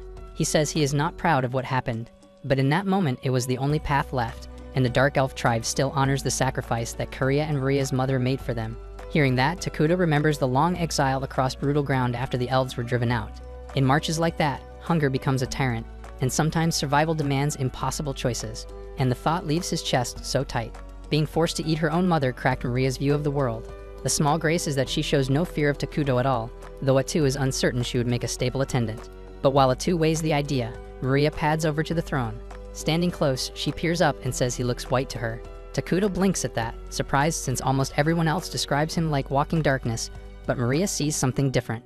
With a smile, he asks if she would be willing to serve as his attendant and look after him, and Maria nods and says she will try her best. So Takuto formally appoints her as his servant, and also as a candidate for leadership within the Great Mynoghra. Atu is astonished because that is the longest back and forth Takuto has ever managed with anyone besides her. But despite Maria seeming willing, Karia has barely spoken, so Takuto gently asks for her thoughts on the offer. Karia says that as Maria's younger sister, she is duty-bound to stay at her side, and if Maria wishes to serve as Takuto's attendant, then Karia will stand with her and do the same. The answer makes Takuto visibly happy, and he tells them that starting today, they are responsible for looking after him, while Nagi and Moltar trade uneasy looks at the choice. When the others file out, Moltar approaches the throne and says there is something he must share about the twins. Since the day their mother died, they have not been able to feel even the smallest emotion, as if their hearts shut tight to survive. Keeping them as attendants will bring its own set of problems, yet Moltar asks that Takuto meet those challenges with patience and tolerance until the girls slowly open up again. The next morning, Maria and Karia begin their official service, and the hiccups start right away. Maria walks in with a glass of water, catches her own toes, and splashes the whole thing on Takuto. Karia quickly offers a cloth, apologizing for her sister's slip, because this is not the only time something like this shit has happened. But Takuto calmly says it is fine, and that he is not angry. Moments later, Atu enters, disappointed to see that Maria has botched another simple task, but Takuto asks her to go easy on them. Atu hates how often they fumble, yet if the king refuses to punish them, there is nothing she can do. She then reminds Takuto that he has a meeting on the schedule, and since they are his attendants, Maria and Karia are required to be present too, so they need to keep their manners tight. The council gathers soon after, and Emil delivers the first report. She oversees construction, and with the palace finished, they now have a surplus of workers available. There is also a large stock of materials still in storage, so they are in a strong position to launch another project right away. Takuto and Atu back Emil's recommendation and authorize construction of a clinic at once, since they urgently need a place that safeguards the health and safety of Mynoghra's citizens. Emil answers that she will mobilize crews immediately, and with building matters set for the moment, Atu asks to hear from whoever oversees resource collection. It turns out Emil also carries that portfolio, which means they will likely need to expand staff soon. She reports that gathering food and raw materials is proceeding smoothly, and thanks to Takuto's assistance, they have been securing daily necessities the nation cannot produce on its own. However, that method burns through a great deal of Takuto's mana, so alternative supply routes must be found soon. Because leaning on emergency production this often is not perfect, but for now it is a critical cost. Takuto answers without hesitation that they can keep leaning on him, then adds that they must prioritize buildings and research that raise his mana output so the burden eases over time. Atu then thanks Emil for the grind and moves the agenda to magic research. Moltar rises to deliver his report, and he has successfully devised military magic. But at the moment, he alone can wield it, but with enough practice, he is confident his subordinates will learn to do the same. And they may even be able to cast stronger spells by tapping the palace's supply of ruined mana. But since Takuto has made it clear he does not intend to start wars, opportunities to use that power should be rare. But for now, Atu instructs Moltar to concentrate on the 6 major elements in the magic skill tree, because those branches will best support national development. Then, Atu asks Nagi for the army update, and he reports that their forces currently field 5 scout bugs, and most of their time has gone into mapping the unknown reaches of the accursed land. The terrain outside the forest is largely open plains, which lets them probe that region with a lower chance of being seen. Even so, stealth remains a top priority for Mynoghra right now, so the scouts are operating under strict limits on how far and how boldly they can range. Atu says it is fine, since they already have a thorough survey of the forest in hand, then tells Nagi to put the scouts on routine sweeps along the woodland perimeter. He asks if she truly wants every bug shifted to patrol duty, and she can read the worry about their current fighting strength. She answers that she alone can swat any threat that shows up, and on top of that, she and Takudo have already settled on creating a new hero, and Takudo adds that they will go ahead and summon Isla after all. Takudo then asks whether all the prerequisites have been gathered, so Molter reports that timber and rations are stocked and ready, though the heavy mana cost is still an issue. After plenty of back and forth and a little compromise, the council wraps and Takudo feels quietly proud of how well everyone is carrying their load. He then heads toward the throne chamber, papers in hand, when Maria bumps into him and sends the meeting documents skittering across the floor. Karia bows, apologizes for her sister, and hurries to help gather the pages, only for the two of them to tug the same sheet and tear it clean in half. They glance up, bracing for a scolding, but Takudo simply tells them it is all right and takes his seat without raising his voice. Maria steps closer and asks him straight if he is a bad person. By alignment, he counts as evil, so she follows by asking why he has not killed them yet. They have been bungling constantly and pulling mistakes that would get servants executed, yet he keeps sparing them, and they cannot comprehend why. So Takudo asks what they think separates a good person from a bad one. Maria answers that a good person only does good deeds and a bad person only does bad, but he tells her that is only half true. A good person must keep choosing the right thing, so they do not lie, they do not steal, and they do not kill without cause. But a bad person does not have to do the worst thing every time because they act out of self-interest and do what they want, whether others like it or not. In his case, what he wants is to treat them gently, so there's nothing wrong with letting small mistakes slide. And he adds that he already noticed they have been staging some of those blunders on purpose to try to make him furious. The sisters finally confess that all the mistakes were deliberate. They kept poking at boundaries, hoping he'd lose his temper and end them because in their heads, what they did means they don't deserve to keep living. Takudo understands why self-forgiveness feels unreachable after something like that. He can't truly stand in their shoes, yet he's certain their mother chose that sacrifice so her daughters would continue, not vanish. He tells them plainly that they are free, and the truest way to honor her choice is to live fully, not shrink into guilt. The road ahead will be rough and uneven, and some days will ache more than others, but he promises to stay beside them at every single step and shoulder what he can. The sisters crumble, tears pouring as they wrap him in a tight embrace, clinging until the storm in their chests eases. A few hours later, Atu walks in and finds both girls asleep across Takudo's throne. A tiny flash of jealousy pricks her, but business comes first, and she reports to him that the survey on the nearby city is done. The nearby city is called Dragontan, and it belongs to Fonkeven, a neutral nation where multiple races live side by side. So Takudo thinks that this diversity should make talks and trade more manageable with them. But he also flags a concern because Dragontan sits way off the trade path, and that location worries him. Atu explains the reason for that location. There's a dragon vein mine beneath the area, and those veins are prized since they naturally generate mana. Strategically, securing such a source early would be huge, so she recommends moving to safeguard it as soon as they can do so wisely. But the report also notes that Dragontan is currently under assault by barbarian groups like ogres and goblins, and the defenders are clearly struggling to hold the line. Takudo asks whether the city has received any backup from its homeland, and as far as Atu can tell, no reinforcements have been dispatched, so conditions aren't improving, and if anything they're sliding. Given that picture, he assumes refugees are already on the roads. If Mynoghra opens its gates and shelters those people, they can strengthen their population while building goodwill with Dragontan, and down the line, that partnership could place the Dragon Vein mine within Mynoghra's reach. Takudo then instructs Atu to put together an envoy immediately, but on their way toward the city, Atu's group encounters a squad of beastkin out in the wilderness, and the atmosphere turns tense fast. Their commander Tony Copley is shaken to her core by the sight of Atu and the others, because they're covered in a darkness so heavy it can actually be seen with the naked eye. Her men, already unnerved, are so frightened they're on the verge of lashing out in panic, and Tony Copley knows one wrong move could provoke disaster, so she's doing her best to steady her warriors before fear drives them into a fight they can't possibly survive. Atu is still under strict orders to keep Mynoghra a secret, so she is preparing to erase every witness on the spot. Yet Peppy is too oblivious to grasp the danger she represents, and he casually asks her name and strikes up a conversation, a move so brazen and foolish that it catches Atu off guard and makes her stay her hand for now. In time, the two groups manage to reach an understanding, and Atu learns that Tondikapali's party is actually an envoy from Dragontan. That turns out to be a lucky break, since it saves her the trip, so she invites Tondikapali and her people to come meet the king of Mynoghra. Tonikappali is a little on edge, since any king who can command someone as vigorous as Atu is bound to be frightening. And when she finally meets Takuto, it is worse than she imagined, because all she can perceive is an endless gulf of darkness. So she is really starting to regret the choice she made before. Then we see that before they crossed paths with Atu, the group had been attacked by a giant out in the barren lands. So Pep, one of the staff bearers, used grass magic to locate the giant and drag it down. Sadly, with brain power apparently stuck in the single digits, he doesn't think things through. So instead of finishing the damn job, he stands on its chest and starts demanding applause for his magic. And predictably, the giant tears free and flings Pepe aside. But just before it can crush him, Tonikappali steps in and weaves grass and earth magic together, pinning the giant hard against a rock, then tells her men to kill it. Tonikappali then turns around and smacked the shit out of Pape's head, and told him to quit acting like a damn fool, because as the lone junior staff bearer, people's lives may one day hinge on his choices. Pape says he will try his best, yet he plainly fails to grasp how serious his role is. If giants keep battering Dragontan, it is only a matter of time before the city is wiped out, and they have no clue what is provoking the attacks in the first place. Their lone lead is a rumor about a calamity surfacing in the accursed lands, so Tonikappali said she planned to investigate and drill a little responsibility into Pipe while she was at it. She dragged him along, and now she regrets that choice because one wrong move from him could get them all executed. Soon after, Pape blurts out and asks Takuto to be friends, and Tonikappali panics, since speaking so brazenly to a king could merit execution.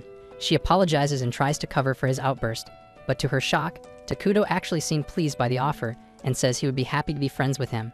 Afterward, a welcoming banquet is prepared for Pape and Tonikappali's party, and once everyone takes their seats, Maria and Carria bring each of them a glass of apple juice. Tonikappali sips and is astonished, because she has never tasted anything this good, and the quality of the glassware here surpasses the work of the finest artisan on the continent.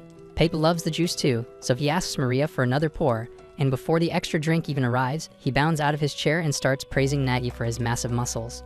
Then he goes to show off his magic to Moltar, and everyone lets him do as he likes, since Takuto seems fond of him. Takuto is struck by how effortlessly social Pepe is in any situation, and he is glad they managed to become friends. But he has never actually had a friend before and does not quite know what friends are supposed to do together. Then, while Tonikappali scolds Pape, Takuto caught his attention and asks whether he would like to play a game. The room falls silent for a moment because no one expected those words, and Takuto begins to feel awkward. Then Peep cheerfully agrees to play with him, so the two of them sit down together to play. They start with a game Pape invents on the spot, where each of them takes a single blade of grass and they tug against each other to see which strand snaps first. Tonikappali fears Takuto might feel slighted by such a simple pastime, yet he's clearly having a great time. They keep playing for a while, and Pep tries several of the games Takuto dreamed up. He says it was a blast and even suggests Takuto could sell them in Dragontan. But Tonikappali slices him off because it isn't Pete's damn place to make important decisions on behalf of their city like that. Takuto is actually relieved that Pepe mentioned trade, since he's been planning to open negotiations with Dragontan for some time. But before he can move forward, he knows he'll have to put aside their personal friendship and approach the matter purely as a ruler. After they finish eating, Atu calls Tonikappali over and asks her straight out why she came to the accursed lands in the first place. The question clearly unsettles her, but she answers honestly. Her homeland has been under relentless assault from the barbarians. Atu is startled that the barbarians are striking Dragontan when they typically steer clear of big cities, and Tonikappali says that is exactly why she came to uncover what could be driving their behavior. Takuto then asks if that means Dragontan lacks the military strength to fight the barbarians effectively, and Tonikappali's pulse jumps because if he learns how bad things are in Dragontan, Mynoghra might decide to overthrow them rather than negotiate. She lies and says Dragontan still has sufficient power to drive the barbarians off, while insisting their unusual movements demanded inquiry regardless. Her explanation convinces everyone that Dragontan can still handle itself. But then Pape, bless his big mouth, blurts out that he's confused, since earlier Tonikappali told him they were here because Dragontan would be doomed if they don't learn why the barbarians are attacking. Adu can't help pitying Tonikappali for having to wrangle Peep constantly, but she and Takuto make it plain that they have no designs on Dragontan, so she can relax. For the moment, their attention is fixed on internal rebuilding, so launching wars or swallowing neighbors isn't on the agenda. The barbarians, though, are a different matter, and that threat cannot simply be shrugged off. Because if Dragontan were to collapse under the barbarians, Mynoghra sits next door and would be the next target, which makes the problem theirs too. Tonikappali is startled and asks if that means they're prepared to step in, because after overstretching to build a town by the Dragon Vein, Dragontan will topple if nothing changes. Atu turns to Takuto for the call, and he says he wants to stand by his friend, so he is willing to provide whatever aid is needed. Thrilled, Tonikappali still asks what he wants in return, since the idiot Pape has already blurted how damn desperate Dragontan's situation is. Atu answers without ceremony that they want the Dragon Vein, and Tonikappali had prayed that it would not come up, yet in her current bind she cannot refuse. Atu adds that there is no need to fret, since she and Takuto are fine with joint stewardship of the dragon vein with Dragontan. For now their mana demand is small, but they want the exclusive right to decide the vein's elemental conversion. That revelation stuns Tonikapoly because Mynoghra already has the method to convert raw mana into elemental power, a milestone that would have taken Dragontan 10 more years. It becomes obvious that Mynoghra's society is well ahead of theirs, so an alliance would pay huge dividends. Even so, tradition says the call belongs to Pepe, and he may be a fool at times, yet as the youngest staff bearer, he is by extension the nation's future ruler. He also reads people well, so she asks if he wants to proceed with the alliance, and Pape says he wants to be buddies with everyone in Mynoghra. And with that settled, the two realms make the alliance official. Not long after, Atu convenes a strategy session to lock in the terms with Dragontan. Mynoghra will ship a stream of consumables to their city, and in return, Dragontan will deliver metalware and everyday essentials. Molter welcomes the arrangement. Until now they had leaned on Takuto to furnish those supplies, but the standout gain is direct access to the dragon vein. Credit also goes to Pepe, because if he hadn't blurted out Dragontan's true condition, Tonikapoly's bluff confidence would have held and diplomacy would have gone nowhere. In that case, Dragontan might have collapsed long before Mynoghra could lend any help. Takuto even wonders if Pepe is actually a fool or if he nudged events on purpose to reach the best result. Switching topics, Atu says they need a plan for managing relations with Dragontan from here on. Maria and Carria trade puzzled looks and ask whether anyone actually knows what Dragontan is like as a country. They chased the negotiations so hard they forgot they have never set foot there, and real alliance maintenance means understanding an ally's culture and values. When Takuto was playing the game, forging friendship took a single tap, so it never occurred to him that keeping it now would demand sustained effort. Given the gaps, Atu proposes their first move be to scout the capital, Crescent Moon, even though it sits far from Mynoghra.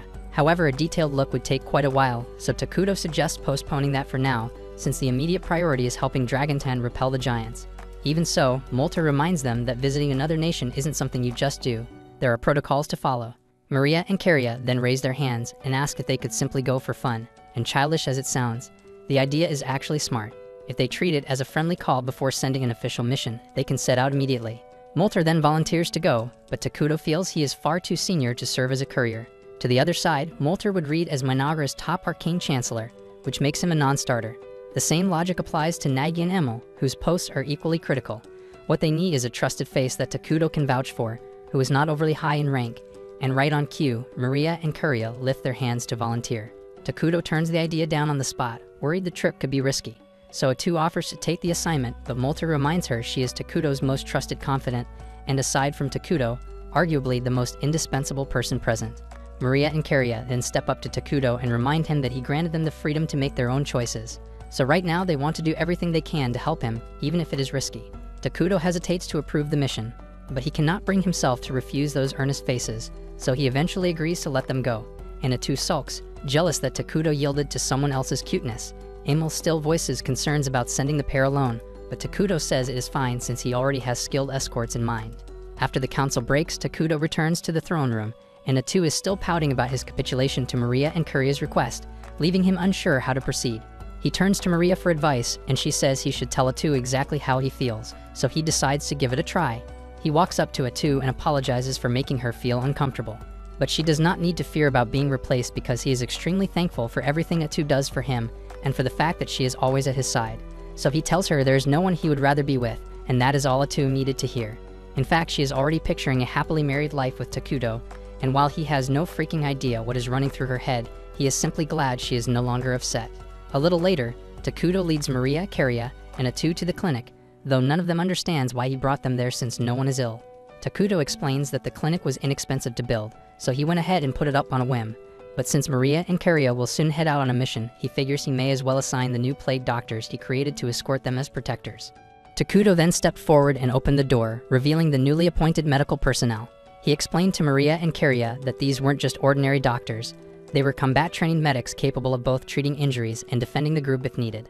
Atu followed up by officially assigning the unit as their escorts for the journey to Dragontan, and in addition to ensuring their safety, the medics had a second objective: to observe local traditions and gather as much insight as possible about their way of life and the region's culture. The medics responded with eagerness, promising to integrate smoothly into human society and absorb as much knowledge as possible. Takuto, pleased by their energy, decided to reward their enthusiasm early. He announced their new names: Ichiro, Jiro, and Saburo. The three were thrilled to receive official titles and expressed their gratitude with excessive excitement. so much so that both Takudo and Atu began second-guessing whether they were the right picks for such an important job. Karia didn't seem too impressed either, but Maria is clearly enjoying the chaos and plays along with their over-the-top behavior. Elsewhere, deep within the city of Dragontan, the mayor, a high-strung elf named Antic, was reaching her breaking point after days buried under endless paperwork. She'd accepted the mayoral role hoping to escape the stiff politics of elven society and maybe find a decent guy to settle down with. Instead, she'd ended up with chronic back pain from sitting too long, a growing dependence on alcohol, and a crushing workload. And just to make things worse, she'd recently been informed that she was expected to collaborate with a mysterious group known as the Forces of Darkness, specifically some unknown nation called Mynoghra. Right as she was mid-rant, a knock came from her office door, making her jump. In her frustration, she snapped and told her assistant to leave her alone. Realizing she overreacted, she quickly composes herself and asks what's going on, and her assistant reports that some individuals were waiting to speak with her. Antic asked if they had an appointment, and they didn't, so she scoffed and said her time was far too important to waste on unannounced visitors. But when the assistant mentioned that the guests were representatives from Mynoghra, Antic immediately changed course. Understanding the weight of the visit, she sprang into action, prepared some tea, and headed off to meet Maria and Karia face-to-face. When Antic arrived at the designated meeting room, she presented herself as Dragontan's mayor and gave her guests a formal welcome. However, the three dark-cloaked figures standing silently behind Maria and Karia immediately unsettled her because she hadn't expected them. She couldn't help but question what Tonukapoli had been thinking when arranging a deal with people like this. Still, it was her duty to handle the situation, so she composed herself, took a seat, and thanked them for making the long journey. Maria and Karia then introduced themselves as official envoys of Mynoghra, and Antic responded with polite compliments, acknowledging their manners. But beneath her composed expression, she was far more focused on the fact that they're dark elves, and that alone would have been enough to make her wary. She also found the trio standing behind them suspicious and silently guessed they were elite assassins. Still, she buried her doubts and continued the meeting with a friendly attitude. She apologized for not arranging a proper reception, explaining that their arrival was unexpected, but Maria and Karia assured her that it wasn't an issue. As Antic reflected, she remembered something Tonukapoli had mentioned before, two dark elf twins being personally trained by the king of Mynoghra, marked as future leaders. Now that they were sitting directly across from her, she felt her nerves spike. One wrong move, and she could be responsible for sabotaging Dragontan's diplomatic future. Trying to stay calm, she asked what brought the pair to her city. The question caught Karia off guard since their visit wasn't tied to any official mission, and she struggled to come up with a response. Before the silence grew awkward, Jiro stepped forward and explained that they had come at the invitation of staff bearer Pepe, who had invited them for a visit. He clarified that this was a cultural exchange, more like students on a study tour and not a formal diplomatic trip. Antic felt a wave of relief. If this wasn't the beginning of any official negotiations, then the pressure was far lower. That made things much easier to handle, but even so, she knew she still had to be cautious not to offend them because one misstep could cause serious fallout. So she smiled and told Maria and Karia they were more than welcome to stay as long as they liked. In fact, she offered to personally show them around the city if they were interested. When the twins asked if that was really all right, Antic reassured them that she knew the city better than anyone and would make an excellent guide. Deep down, she hoped this would help strengthen Dragontan's ties with Mynoghra, and truthfully, it also gave her a perfect excuse to escape her mountain of paperwork, and there was no way in hell she'd pass up a chance like that. The group then sets off into the city, with Antic enthusiastically taking the lead and spending the entire day giving Maria and Karia a full tour of Dragontan. The outing went smoothly, and the atmosphere between them was lively and pleasant. At the same time in Mynoghra, Takudo was swamped with documents of his own, buried under endless administrative work. Even so, he made time to monitor the twins' progress, and seeing that Maria and Karia were enjoying their visit brought him some relief. That evening, after returning to their accommodations, Antic politely took her leave. Once alone, Maria and Karia began reviewing everything they had observed throughout the day. Karia asked for Maria's impressions of the city, and Maria noted that the general mood among the townspeople felt tense. The overall sentiment was one of fear, concerns about food shortages, rumors of an impending enemy assault, and a sense of abandonment. The medics were surprised by how much Maria had picked up, especially since they hadn't seen her interacting with anyone directly. But Maria had a natural ability to read the emotions and atmosphere of others, and her insights were rarely wrong. The trio was impressed, though confused when Jiro remembered something odd. He reached into a pouch and handed Maria a small bag. Inside was a leafy plant, which Maria identified as popple grass, a highly dangerous and addictive substance that most nations had outlawed completely. Jiro explained that he'd unknowingly purchased it from a shady vendor in a narrow back alley, but once he realized what it was, he scolded Maria, telling her to toss it out immediately because narcotics were off limits. However, the bigger concern wasn't that Maria had acquired it, it was how easily accessible the drug had been. Something like popple grass shouldn't have been anywhere near the public, let alone sold so openly. After discussing the situation, they all agreed. someone within Draganton had to be cultivating and distributing the illegal herb, and that posed a serious problem. Keria was especially troubled, considering how hard Antic was working to hold the city together, so the idea that this was happening right under her nose was disheartening. Saburo pointed out that the presence of drugs meant things could be even worse beneath the surface, and with such dangerous elements hiding in the city's shadows, they'd need to stay extra alert and focus on keeping Maria and Keria safe, because if something as serious as drug trafficking was happening unchecked, there was no telling what else could be lurking nearby. The following morning, the medics escorted Maria and Keria to visit the Dragon Vein, a place known for its stunning natural beauty. The two were taken aback by the sheer number of glowing crystals scattered across the area, each one sparkling with magical energy. Their awe was interrupted when a stranger approached them. Introducing himself as Vesta, he casually remarked how the terrain here was ideal for cultivating popple grass. Keria responded with courteous formality, greeting him and then firmly requesting he get to the point and explain why he had approached them. Vesta said he'd heard they were official envoys from Mynoghra. With Draganton and Mynoghra expected to share control of the region in the future, he thought now would be the perfect time to strike up a business proposal. He offered them a chance to partner with him in growing and distributing popple grass. Keria chose to play along and asked what benefits Mynoghra would gain from such an arrangement. Vesta explained that the drug brought in large profits on the black market, and a fair portion of that revenue would naturally go to Mynoghra. He also hinted at providing other incentives, though when pressed, he said those details were too sensitive to discuss in public. Instead, he handed Keria a marked map and suggested they meet in a more private location to talk specifics. After a moment's pause, Keria accepted the map. Vesta smirked and added that he always found it easier to deal with people on the Evil Alliance side of things, since they usually understood him better. He complained about the current mayor constantly enforcing ridiculous restrictions like banning narcotics or outlawing human trafficking. But once Mynoghra's king took over, he was confident the leadership would be far more accepting of his business practices. Several days later, Maria and Keria paid one last visit to Antic before preparing to depart the city. Antic thanked them for their time, saying it had been a pleasure getting to know them during their stay. The twins expressed their gratitude for her hospitality and asked if there was anything they could do in return before leaving. Antic smiled and requested that if possible, they put in a good word for her when they next met with King Takuto, so Maria and Keria agreed without hesitation, promising they'd speak highly of her when the time came. Suddenly, the door to the room swung open, and Vesta strutted in with two thugs flanking him. Antic stood up abruptly, furious, and shouted that he had no right to enter without being summoned. But Vesta, as always, showed zero regard for rules or authority, and he'd simply invited himself in. With a smug tone, he said he was only there to receive an answer from Maria and Keria, since they never showed up to the meeting he'd arranged regarding his earlier proposal. Maria calmly asked if he was referring to the ridiculous popple grass partnership he tried to pitch them. Antic's face paled because this was the first she was hearing of any deal between her guests and Vesta, and the idea that Mynoghra might have aligned with someone like him terrified her, because if Vesta managed to drag that kingdom to his side, it could spell disaster for Draganton. Maria picked up on Antic's distress and reassured her immediately. She said there was no need to worry because they'd never aligned themselves with filth like Vesta, and they thought it would be obvious to him that their absence from the meeting was their answer. Keria then asked Antic if it would be acceptable for them to handle the situation themselves. Though Vesta was clearly detestable, she wanted to avoid causing an international stir by taking unauthorized action.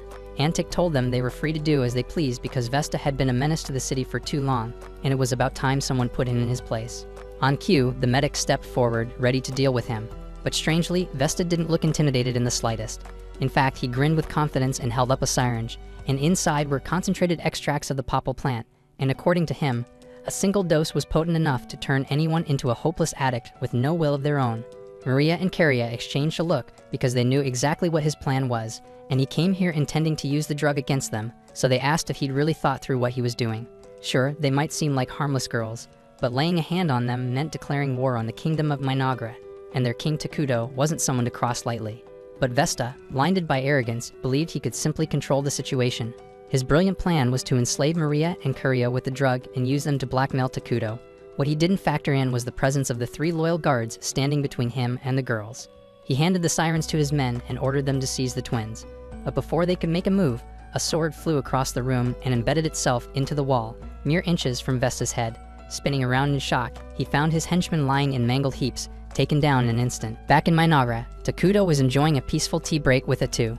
He looked quite satisfied, reflecting on how useful the medics had turned out to be during Maria and Kuria's mission because their contribution had far exceeded his expectations. And speaking of them, Emil was still curious about Takuto's decision, and asked why send medics along with the twins instead of a standard squad of warriors. So Atu clarified with a calm smile that the 3 weren't ordinary healers, they adored humans and demi-humans, perhaps a little too much. Though masters of medical science, they had a dark side as well. While they could stitch a body back together with expert care, they also had a habit of snacking on brains every now and then, so when provoked, they were utterly terrifying. At the same time in Dragontan, the so-called medics had just finished slicing Vesta's henchmen apart with clinical accuracy. Now the trio was bouncing gleefully around the room, holding up pieces of flayed skin like prize trophies for their collection. Antic dropped to her knees in horror, paralyzed by the sight of the medic's true nature.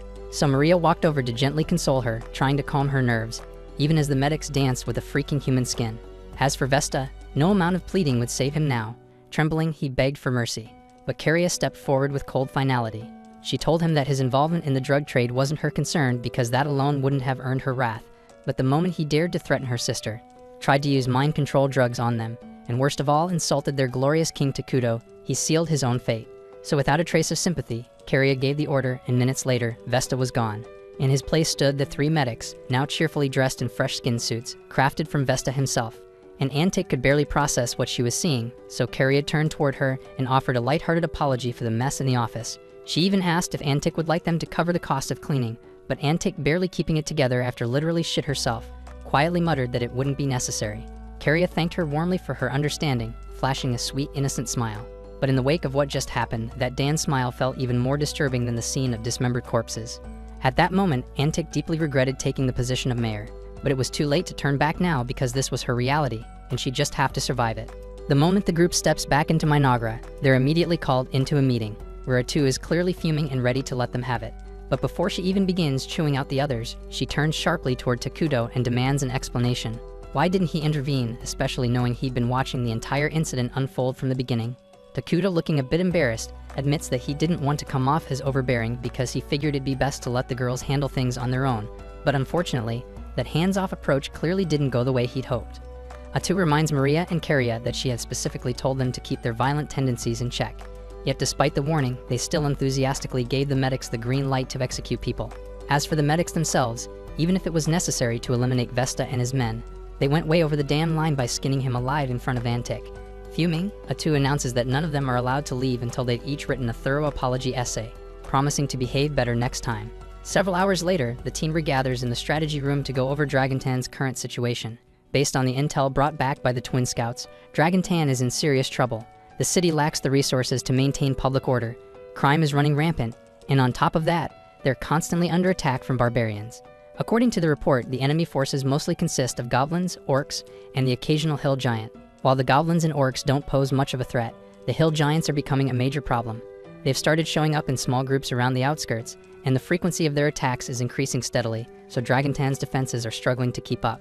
Molter speculates that part of the issue may be that Dragontan lacks the necessary detection capabilities to anticipate these assaults.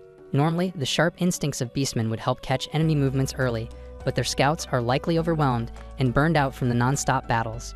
Regardless, if nothing changes soon, Dragontan is likely to collapse. So Nagi suggests dispatching a substantial force from Mynoghra to reinforce the city's defenses. Emil agrees that Dragontan needs help, but she's hesitant about splitting up Mynoghra's manpower. Sending out their current labor units would leave critical sectors like agriculture and construction short-staffed. Atu then speaks up, stating that she'll personally be joining the mission, meaning they won't need to send a large number of troops. The others are caught off guard by Atu's decision, but given her ability to absorb skills from enemies, it makes perfect sense that she'd want to be on the front lines. Since she'll be away, someone needs to handle her day-to-day responsibilities, so Molter steps up and offers to take over the administrative workload, and Nagi follows up by volunteering to manage national defense in her absence. But the moment Emil hears that, her expression shifts to concern. Up until now, Mynoghra's entire defense strategy has heavily leaned on Atu being around, and with all due respect, Nagi by himself isn't exactly an impenetrable wall if the nation ends up under siege. Nagi doesn't argue because she's got a point, but thankfully, Takudo had already anticipated this. He tells everyone that he's about to summon Isla, the new hero who will act as the pillar of their defenses while Atu is deployed. Molter thinks the timing couldn't be better because all the required materials Takudo asked for have already been gathered and prepared. The entire group applauds Takudo for thinking ahead and setting things in motion before the need even arose. But in truth, Takudo had no clue things would escalate this fast. It's total luck. But if they want to see him as some strategic genius, he's not going to correct them. And with the key topics settled, Atu turns to Takudo and asks if he has any final comments. The entire planning session went more smoothly than expected, so Takudo is honestly surprised by how easy it all felt. Because back when he used to play the game during his hospital stay, he had to handle everything by himself, and it took a lot of mental effort. But now he has dependable allies by his side. He then tells them they're doing a fantastic job, and his praise fires everyone up to work even harder moving forward. Then once the meeting concludes, Takuto steps outside to the massive pile of resources they've spent weeks stockpiling so they can summon Isla. It had to cut back on rations and conserve materials to build this much. But now they're about to see the results of that investment. Maria and Kuria ask what kind of person Isla will be, but Takuto admits he doesn't really know. Other than Atu, Isla will be the first hero he's ever summoned into this world, so the outcome is a complete unknown. Atu steps in and swears that if things go sideways, if Isla ever turns on Takuto, she'll do whatever it takes to protect him. Her confidence is enough to calm his nerves, but even so, Takuto gently tells her to look after herself too, because losing her is something he absolutely can't afford. Takuto starts the hero summoning ritual, and as the vast pile of materials is consumed, a glowing cocoon takes shape midair. Isla is about to emerge at any moment, and Takuto braces himself, heart pounding in anticipation. But to his relief, his worry turns out to be unnecessary, because the instant Isla opens her eyes and sees him, she lowers her head in reverence and thanks him for allowing her the honor of addressing him. She formally introduces herself as the sovereign all insects and pledges unwavering loyalty to Takuto and the kingdom of Mynoghra. Takuto feels a wave of reassurance wash over him because Isla is still on their side, but just to be sure, he gently asks if she remembers who he is. She takes a moment, but soon enough, recognition dawns. She identifies him as the same Takuto who once played the game endlessly, year after year. She beams, clearly happy to see him again, but before their reunion gets too emotional, Atu steps forward and cuts in. She firmly asks Isla if she's truly serious about devoting herself to Takuto in this world. Isla turns to her, remembering her from back then, and smiles. She finds Atu's serious tone amusing and gives her a playful pat on the head. Atu flushes red with embarrassment, insisting she just answered the question already. With a soft laugh, Isla replies that she wouldn't want to serve anyone else. Takuto was the only player who ever unlocked her true potential, so it's a privilege to stand beside him once more. Then shifting gears, she asks Takuto to fill her in on the current state of affairs, as she still doesn't know what exactly her role here entails. Sometime later, the three of them are back in the palace, and Takuto has just finished explaining everything to her. Isla now fully understands that she's been summoned to act as Mynoghra's defensive hero, allowing Atu to go forward with her expedition without leaving the capital vulnerable. Even though she knows this is the best course of action, Atu can't hide her reluctance. Ever since arriving in this world, she and Takuto have been together constantly. This will be their first extended separation, and she knows they're both going to feel the absence. The following morning, Atu says her goodbyes and heads out for Dragontan with a small unit of soldiers. With her departure, Isla officially steps into her role. She vows to do her part to ensure Takuto enjoys this game of theirs. But after spending just one day with him, she quickly realizes something. Takuto doesn't really do much by himself. It's already midday, and he's still fast asleep on the throne. Maria and Kuria then stroll in and casually mention to Isla that Takuto always sleeps in until noon, and when he goes beyond that, it's usually Atu who wakes him up. Isla frowns, clearly unimpressed, so she turns to Takuto and tells him that, as the king, he's setting a terrible precedent by lazing around that late into the day. She encourages him to start waking up earlier from now on, so Takuto gets a bit embarrassed and promises he'll try to do better. The twins are surprised by how effortlessly Isla got him to comply, especially since Atu typically lets him do whatever he wants without complaint. Seeing the twins also reminds Isla of something she meant to ask, so she turns to Takuto and requests permission to borrow Maria and Kuria for the afternoon. Takuto doesn't object, but he does ask why she needs them, so Isla explains that she'd like them to give her a proper tour of the kingdom, since she's still unfamiliar with its layout and wants to understand it better, especially to plan its defense more effectively. Takuto agrees because it's a good idea, so he approves the outing. And while they're on the subject of responsibilities, Isla informs him that his citizens will be arriving soon to request formal approvals from him, so he should be prepared to deal with them properly. Right at that moment, Emil enters the chamber, so Isla and the twins politely excuse themselves, leaving Takuto alone with her. Emil then walks up and hands him a stack of documents, asking him to review the labor division reports for the week. Takuto takes the papers but immediately feels his nerves spike, because this is the first time he's speaking to Emil without Atu or the twins nearby, and he's not sure how to handle it. After a few moments of silence, Emil notices his hesitation and asks if there's an issue with her proposal. Takuto quickly shakes his head and tells her that the report looks solid, and he actually thinks her resource allocation is well balanced. However, he asks that starting next week, she scale back the amount of resource collection, because now that Isla has been summoned, they don't need the surplus anymore. So Emil nods in understanding, thanks him for the input, and promises to make the adjustments right away. But Takuto is already mentally drained from that short exchange, and unfortunately, there are still a whole bunch of meetings lined up today, so it's shaping up to be a long one. At the same time, Isla is out strolling with the twins, and she asks them to give her a full tour of the facilities around Mynoghra. The twins begin by showing her the administrative building where all the documentation and internal affairs are managed. But before they can go any further, they spot Emil rushing around with a visibly stressed expression. Noticing her flustered state, Isla steps forward and gently asks if something's wrong because she seems far too busy for this time of day. Emil explains in frustration that Nagi has been tearing through the training equipment like crazy, and it's completely throwing off her monthly resource planning. Isla softly pats Emil on the head and assures her that everything will be fine. She even offers to personally give Nagi a stern talking to for being so careless with the gear, and Emil immediately feels more at ease. Afterward, the group heads over to the training grounds to wait for Nagi. As soon as he shows up, he bolts across the field, zooms past the soldiers, and dramatically smashes their swords, supposedly to make a point about their poor form. And this was exactly the behavior Emil was venting about earlier, so Isla approaches him calmly and questions whether destroying their equipment was truly necessary just to make his message clear. Nagi quickly starts stumbling through an apology, saying he got a little too into it during the training session and didn't realize how excessive he was being. Isla places a reassuring hand on his head and says it's alright, so long as he understands the damage he caused. Still, she urges him to be more thoughtful moving forward. Just then, a bell rings in the distance, so Isla turns to the twins and asks what the sound means, and they explain that it signals the start of dinner. They invite her to come eat with them, and soon, everyone gathers in the central square for the communal meal. Meals are held like this because it helps reduce waste, because preparing food for everyone at once is far more efficient than having individuals cook separately. The Dark Elves approach Isla and inform her that a grand dinner has been prepared in her honor, should she choose to attend. They insist that she dine with the fine plates and utensils reserved for high-ranking figures, saying it would be improper for someone of her status to use standard cutlery. But Isla gently declines and reminds them that she's the defense hero of the kingdom, and that role means protecting the people. To serve properly, she believes it's essential that she experiences daily life the same way they do. Later in the middle of the night, Isla goes for a quiet walk through town, using the time to brainstorm potential defensive plans for the kingdom. As she passes by Maria and Kuria's residence, she hears faint noises coming from inside. Curious, she steps in to investigate and is surprised to find the twins curled up in a corner, quietly sobbing. Concerned, Isla gently asks what's wrong, so the girls explain that they had a dream, and now they can't fall back asleep. Isla crouches beside them and softly offers to listen if they want to share. The twins nod and begin describing how, every few nights, they dream about their mother, replaying all the happy memories they had with her. But every time they wake up, the pain of reality hits again. They remember that she's gone, and that sorrow always lingers afterward. However, they quickly add that since meeting Takudo, those dreams have become far less common. In fact, this was the first time in a long while that it happened, so they reassure Isla that she doesn't need to worry too much. Still, Isla can't help but feel protective, and she gently suggests staying with them for the night, just in case the dreams come back. That way, if they wake up scared or upset again, she'll be right there to comfort them. The twins feel much more at ease with Isla nearby and manage to fall asleep with a sense of security. The following day, Isla meets up with Takudo to go over a few topics. After some discussion, they both agree that establishing a school or academy should be the next step in their construction plans. With no current wars or immediate threats, there's little reason to expand their military. Focusing on education makes more sense right now.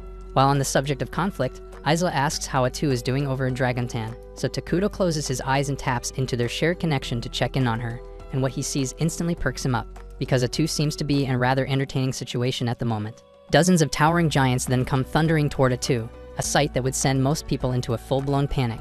But for her, it's nothing more than an inconvenience. Then with a casual swipe of her tentacles in their direction, the entire incoming horde is instantly shredded before they even get close. Antic watches from behind, caught between awe and horror. Honestly, it's more horror, especially since the show of force is even more terrifying than what happened during the medics incident. Atu notices that Antic looks like she's on the verge of a breakdown, so she kindly tells her that she can take a breather if she wants because there's nothing left to worry about on the front lines, and Antic is clearly relieved and thanks her for the gesture. Later on, Atu takes a seat beside Molter while the townsfolk of Dragontan show unexpected kindness toward them. One of the citizens even brings Atu a refreshing drink to help her relax. Molter had assumed that, after witnessing her full transformation, the people would be too scared to even come near her. But surprisingly, they've adapted quickly. Oddly enough, the credit goes to Pepe, who casually compared her to an octopus when Atu first revealed her real form. Since then, the people of Dragontan have just accepted her as some kind of octopus demi-human. Atu finds that description mildly insulting, but at this point, correcting everyone would be more trouble than it's worth, so she just rolls with it. Shifting focus, Molter asks how her project of absorbing abilities from the fallen giants is going. Atu responds that it's going better than expected. The skill sets these giants possess turned out to be far more impressive than she initially imagined, so she's gotten a lot of mileage out of them, though she still can't figure out how they even gained those skills to begin with. Right then, Atu picks up on something unusual. Her gaze shifts toward the horizon, where she spots a lone giant making its way toward the city. And this leads right back to one of the strange problems surrounding the giants. No matter how much effort they pour into surveillance, no one, not even Atu or Moltar, ever notices these giants until they're practically at the city gates. Moments later, Antic rushes in with a report about the incoming threat. She hurriedly informs Atu, but Atu cuts her off mid-sentence, saying there's no need to worry because she'll take care of it personally. And then Atu charges out toward the battlefield, leaving Antic stunned. She worries that Atu might be rushing in without thinking it through, but Moltar calmly assures her that no creature as weak as a hill giant could possibly take Atu down. He says they should just stay put, and she'll be back shortly after finishing the job. Still, just standing around would be boring, so Moltar decides to help speed things up. He pulls out his staff and begins chanting the new spell he recently learned, Land of Ruins. Then a dense, ominous fog spreads out around the approaching giant. Inside this zone, any allies receive powerful buffs, while enemies grow significantly weaker. With the field tilted in Atu's favor, the fight should be over before anyone even blinks. Atu gladly takes advantage of the support spell and wastes no time drawing her blade, unleashing one of the sacred sword techniques she acquired to slice the giant cleanly in half.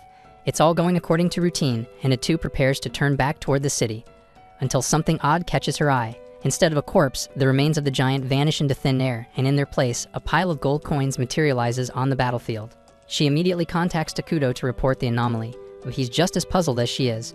This sort of thing never happened during any of his sessions with Mynoghra when it was still a game. She then checks with Moltar to see if this was some hidden mechanic or local phenomenon, but he's equally baffled. Not only have they never seen coins appear like this before, but the patterns engraved on them are completely unfamiliar, making it impossible to trace their origin. That's when Takudo gets an idea, and he asks Atu to link her vision with his so he can get a direct look at the coins. Once her sight is shared, Takudo studies the markings carefully, scanning his memory for anything even remotely similar. After a bit of thinking, he recalls an RPG he played in the past called Brave Questus, and he's certain that game used coins bearing this exact crest. At the same time, far to the north, in a ruined city left in the wake of Arakino's destruction, the saint and her holy knights are making their way through the devastated streets. But just as the knights begin to assess the situation, their heads explode simultaneously. And the cause, of course, is none other than Arakino herself. This is now the 17th encounter between her and the saint, who still can't understand how this lunatic keeps coming back to life. Arakino responds mockingly, stating that she has indeed died 17 times so far at the saint's hands. But if they're talking about records, Arakino thinks it's a little unfair how insanely strong the saint is. Arakino is no weakling, but she's never gotten close to winning, and her deaths are always painfully brutal. The saint cuts her off, accusing her of stalling for time, which Arakino admits is true. With her trick exposed, she immediately begins manipulating the corpses around them, including the recently slain knights, raising them all at once and sending them to attack. The saint is visibly disgusted by the display, but still, her resolve is unwavering, so she grips her staff and calls forth a searing inferno that wipes out the reanimated bodies in one burst. With nothing left standing, she rushes Arakino and drives her weapon straight into her chest, killing her again, and this time for the 18th time. Even as Arakino's body crumbles, the saint knows this won't be the last encounter because her adversary always finds a way to return. But for now, this victory gives her the time she needs to finally craft a plan that might end it once and for all. At the same time, back in Dragontan, an enormous force of giants has suddenly emerged near the outskirts of the city, and the guards stationed on the walls are in full panic. None of them have ever witnessed such a massive horde of giants gathered in one location before. At this point, Takudo has come to a realization that the army attacking Dragontan must have originated from the world of Brave Questus, a game where players assume the role of a hero destined to defeat the Demon Lord. The lack of any warning signs before the giants show up now makes sense, considering that enemy encounters in that game were completely random. Isla had always considered the possibility that they'd eventually face opponents who were summoned into this world just like they were, but she never once imagined that those enemies would come from a completely different game genre. The structure and mechanics of Eternal Nations are drastically different from those of Brave Questus, but Takudo has first-hand experience with both titles, so he already knows exactly what needs to be done. On a ridge overlooking the city, the two masterminds behind the siege, Flamen and Ice Rock, are busy discussing their next move. It turns out they've been given total freedom to use any means necessary to conquer territory in the name of the Demon Lord. Since their arrival in this world, they've been incredibly lucky because all the goblins and giants nearby joined their demon army without resistance, giving them a sizable force to use in their campaign to dominate the land. Still, as Ice Rock reflects on things, he remembers that their entire lives used to revolve around conquering the game world of Brave Questus before being dragged into this new reality. Now that they're here, is it really worth abandoning everything they built in the old world to take over this one? The thought lingers for a moment, but Flan couldn't care less because deep thinking isn't his thing. He tells Ice Rock that the only thing that matters now is obeying the Demon Lord's will, and with that, the two prepared to bring destruction to Dragontan and flood the land with despair. At Ice Rock's command, the horde of monsters surges forward toward the city. and then he asks Flamin if he plans to join the battle. But Flamin waves him off, saying he'll sit this one out and leave the glory to Ice Rock. Grateful, Ice Rock leaps down onto the field, eager to lead the assault, while Flamin stays behind to begin executing his side objective for this mission. Down below, Ice Rock rallies his troops and instructs them to raise the city. But before the siege can fully begin, a dense dark smoke spreads across the battlefield, and the moment it settles, the monsters begin coughing and wheezing, choking on the toxic air. Ice Rock and his mage assistant are taken aback because they've never seen a magical effect like this before. But judging by how the neutral creatures are suffering while those of evil alignment, like Ice Rock and the mage, are becoming stronger, the assistant quickly deduces that the spell must be tailored specifically to empower dark-aligned combatants. Then at that moment, one of Atu's tentacles pierces clean through the assistant mage's torso, ending him on the spot. With him out of the way, her focus shifts to Ice Rock. Takuto makes a brief remark about a warrior tied to ice, which leads Atu to assume that Ice Rock must be one of the 4 top generals serving under the Demon Lord. Ice Rock, now visibly agitated, demands to know how she uncovered his identity so quickly. And Atu casually explains that she's a hero unit from the game Eternal Nations, acting under the divine will of her magnificent ruler King Takuto. And honestly, there's no point in dragging the conversation out because she intends to eliminate every last one of them anyway. Back near the city's defenses, Antic rallies the troops and instructs them to release a volley of arrows at the incoming horde. But the result is so underwhelming that she immediately scraps that idea and commands everyone to begin evacuating the city. Right then, Moltar arrives and can't help but chuckle at Antic for already thinking of retreat. But she argues it's the only choice left. For now, his enchantment has slowed the enemy's advance, but it's only a matter of time before it wears off. And once the army reaches their gates, there's no way in hell they're holding it back. Moltar understands her fear, but he tells her she has nothing to worry about. Atu is already out there, tearing through the enemy, and as long as she's on the field, they can't lose. And soon enough, she'll remove the enemy's commander from the equation. And without their general, the monster troops will collapse into chaos. Then from there, Dragonten's soldiers should be able to clean up the rest without much issue. Antic is shocked by how composed Moltar is in the middle of a situation this dire. But when she looks toward the front lines and sees Atu shredding through the enemy like a force of nature, it all makes sense, and everything Moltar said was true. And now she's left wondering just how terrifyingly powerful the nation of Mynoghra really is. Meanwhile, Ice Rock is being completely humiliated. Atu weaves through his strikes with ease, eliminating enemy units left and right as if this were a game to her. Ice Rock is at a loss because he hasn't even landed a single hit, and yet she's dominating the entire fight. But what he doesn't realize is that she's following the battle strategy Takuto devised. See, Brave Questus operates on a roleplay-focused combat system built for small skirmishes, while Eternal Nations is a civilization-level strategy sim. That means warriors like Atu can engage across vastly larger zones than anyone coming from Brave Questus could ever imagine. Ice Rock shouts at Atu, demanding to know why she's even bothering to get in his way. He points out that she's clearly from the evil faction, so she should naturally be on his side, helping the Demon Lord take over the world. Honestly, there was a time when Atu and Takuto considered going the world domination route, but they dropped it pretty fast because it sounded like way too much effort. Atu's already drowning in paperwork just running one kingdom, so why the hell would she want to manage the entire world on top of that? The mention of paperwork completely loses Ice Rock, who didn't even know such a thing existed. So Atu asks him how he planned to run the world after conquering it. She chuckles and says he probably came straight out of one of those RPGs where nobody bothered writing a backstory for the mid-boss. Ice Rock has no clue what RPG even means, so Atu tries to jog his memory by reminding him how many times he's probably been obliterated by some random hero over and over again in a game. She tells him he's nothing more than a filler mid-boss meant to lose, and as much as she'd love to say she relates, she can't really sympathize with a walking loser like him. All the while, she's deflecting his strikes like it's nothing. Ice Rock starts to lose it and screams that he'll crush anyone who stands against his great demon king. But Atu just laughs and says the only real ruler here is Takuto, the supreme leader of Mynoghra. Then she notices that Ice Rock is charging up an attack, and she thinks to herself how silly he must be if he expects to land such a predictable blow. But as she tries to step back, she suddenly realizes her feet won't move because he's frozen them solid with frost. She didn't see that coming, and now she's wide open as Ice Rock's axe comes swinging down. The hit actually lands, and it seriously messes her up. Ice Rock feels like a champion for finally doing real damage. But just a few seconds later, Atu rises back to her feet and immediately kills him without breaking a sweat. She feels annoyed that she lets such a weakling get a hit in, but her body regenerates so fast that the wound's gone before it even matters. Still, she starts ranting about how ridiculous that ability was, and how exactly is anyone supposed to avoid a move that literally locks you in place right before the hit lands. But when she checks the skill description after stealing it, she finds out it literally guarantees a hit, so there was nothing she could have done to avoid it. Now that he's dealt with, she tries contacting Takuto to send her status report. But the moment she reaches out, A cold chill runs down her spine as she learned that multiple hostile forces have surrounded Mynoghra. Somewhere else on the continent, the demon lord from Brave Questus is hard at work establishing his stronghold, surveying the terrain of this strange new world he's set on conquering. At the same time in Mynoghra, a dark elf soldier bursts into Takuto's study, breathless and tense, bringing urgent news. An enemy force is advancing. But Takuto, having already foreseen this move, remains completely composed, showing no sign of alarm. Isla calmly informs the soldier that one of Takuto's abilities grants him awareness of everything happening within the borders of his domain. So the moment the hostile army entered their territory, Takuto had already dispatched Nagi and the primary military force to intercept. Worried about the situation, Maria and Kuria ask if the kingdom is truly at risk, but Takuto assures them there's no cause for alarm because everything is going according to plan.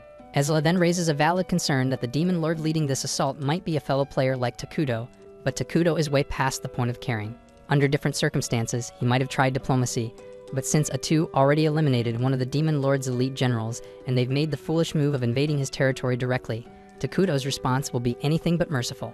Right now, the kingdom's forces include Azla, Nagi, the elite dark elf soldiers, medics gifted with healing magic, and the larval constructs Isla developed for construction work, all of whom are ready to join the fray, so with such a unit, defending Mynoghra shouldn't be too difficult. Shortly after, Takuto receives word from Emil that she's successfully evacuated all non-combatant residents, and he's relieved to hear it because fewer civilians around means fewer casualties. Soon after, Nagi reaches out from the battlefield with an update on the approaching enemy force. From what he's seen, they're looking at around 1,000 strong, including goblins, orcs, and a few odd hybrid creatures that he can't even identify. Takuto thanks him for the status report and tells him to stay sharp and focus on keeping the capital safe. It's a significantly larger force than he originally expected, and chances are one of the demon lord's remaining top generals is among them, so it's shaping up to be a serious confrontation. Thankfully, Mynoghra's current supply reserve is healthy, and considering Takuto's in-depth knowledge of Brave Questus mechanics, they have the upper hand. Azla assumes he intends to use their resources to summon new combat units, but to her surprise, Takuto informs her that he's pouring all of it into her. He tells her to reach the next tier as soon as possible and unlock both the predation and parasitic egg abilities. And once she has those under her belt, she'll be more than capable of tearing through the enemy ranks without breaking a sweat. Takuto explains he's already got a solid read on the power level of the 4 generals thanks to watching Atu's battle with the Ice General. Based on that, he believes Ezla, now significantly powered up, should be able to handle one of them without much difficulty. Hearing that boosts Ezla's morale, and she humbly thanks Takuto for placing that much trust in her. And with renewed determination, she promises to meet his expectations and heads out to join the battlefield. But before she takes off, Takuto gives her one last word of caution. He reminds her that the RP system is full of cheap, unfair mechanics, and a single unexpected trick could be lethal. Isla remembers the incident where something similar happened to Atu, so she assures him that she'll proceed with caution and won't let her guard down. That covers everything Takuto needed to go over, so Ezla says her farewells to the twins and civilians, then lifts into the sky with purpose. At the same time, in a deeper section of the woods, a squad of flame-wielding demon soldiers advances toward Mynoghra. The knight mutters about how strange it is that Flen ordered them to split off from Ice Rock's forces to head into this eerie-looking forest. The mage accompanying him offers a theory that Flainen might have launched this mission without the demon lord's knowledge, and might actually be planning a betrayal in the near future. That stuns the knight, who asks what would drive Flamen to turn against his own leader. The mage explains that while most of them were abruptly summoned to this new world, Flamen and the demon lord had a completely different experience. He's just about to elaborate when something moving through the trees catches their attention. They stop marching and turn to see what it is, and soon a lone orc scout stumbles out from the underbrush, and at first they assume it's just one of their own units returning with intel. But as the creature steps into view, it becomes clear that something is deeply wrong. The mage warns it to stay back, and as the orc steps closer, they finally see it clearly. Its entire body is covered in throbbing, tumor-like bulges. The orc begs them for help, not understanding what's happening to him, but by then, it's already too late. In a gruesome moment, countless of Ezla's larvae burst out from every inch of the scout's skin, swarming toward the fire soldiers like a living storm. The squad breaks into panic, slashing at the swarm in desperation, but there are far too many to handle, so the mage shouts for everyone to fall back and regroup outside the forest, hoping to escape the ambush. But just as they start to retreat, a mocking voice calls out from the trees, ridiculing them for trying to run away so quickly. That shit only pushes the troops into full-blown panic, and both the knight and the mage shout at the unseen attacker to reveal themselves. But what they definitely didn't expect was a freaking 10-foot-tall mantis stepping out of the shadows. As Isla emerges from the tree line, she taunts them, saying that if they truly wanted to call themselves creatures of darkness, they should have fought with more cruelty and precision, something she's about to demonstrate firsthand. Needless to say, they never stood a chance because within moments, the entire squad lay slaughtered, and Isla is left wondering if it's even worth consuming the remains since they don't look like they provide much nourishment. But right then, her senses pick up something strong heading her way. She turns toward it and asks whether the newcomer intends to avenge the soldiers she just butchered. But Flamen admits that he doesn't give a damn about them, and he introduces himself as one of the Demon Lord's 4 generals. Isla perks up at that, genuinely pleased that one of the big shots came to her instead of making her track him down, which saves her some legwork. Flamen is startled that Isla knew he'd be here, but she calmly explains it was only logical. An army that large needed a commanding figure behind it, and once the commander falls, the rest are bound to scatter, just like what happened to Ice Rock back in Dragontan. That bit catches Flamen off guard because he didn't know Ice Rock had already been taken out so soon. Then again, he mutters that the fool never was very bright, so his downfall was only a matter of time. Isla interrupts and scolds him for trash-talking a comrade, but Flamen just smirks and says he never cared for Ice Rock anyway. He adds that Ice Rock was the weakest of the generals, while he himself has leads beyond him in strength, so Isla had better not assume she'll take him down so easily. Isla just smirks at his confidence because she finds it kind of cute that he's already decided how this will end. But Flamen isn't bluffing. He truly believes he's far above her, and once he's finished turning her to ash, he says he'll personally march into Mynoghra, tear her pathetic king off his throne, and put an end to him too. Up until that moment, Isla had been treating the conversation with casual mockery, but the instant Flamen insulted Takuto, the playful attitude vanished and was replaced with cold fury. Flamen notices the shift but scoffs, thinking it won't change a thing. He ignites his aura, leaps high into the air, and hurtles toward Isla, sparking the first clash of their battle. At the same time in the city, the twins keep watch outside Takuto's chamber while he focuses his abilities to monitor the battlefield.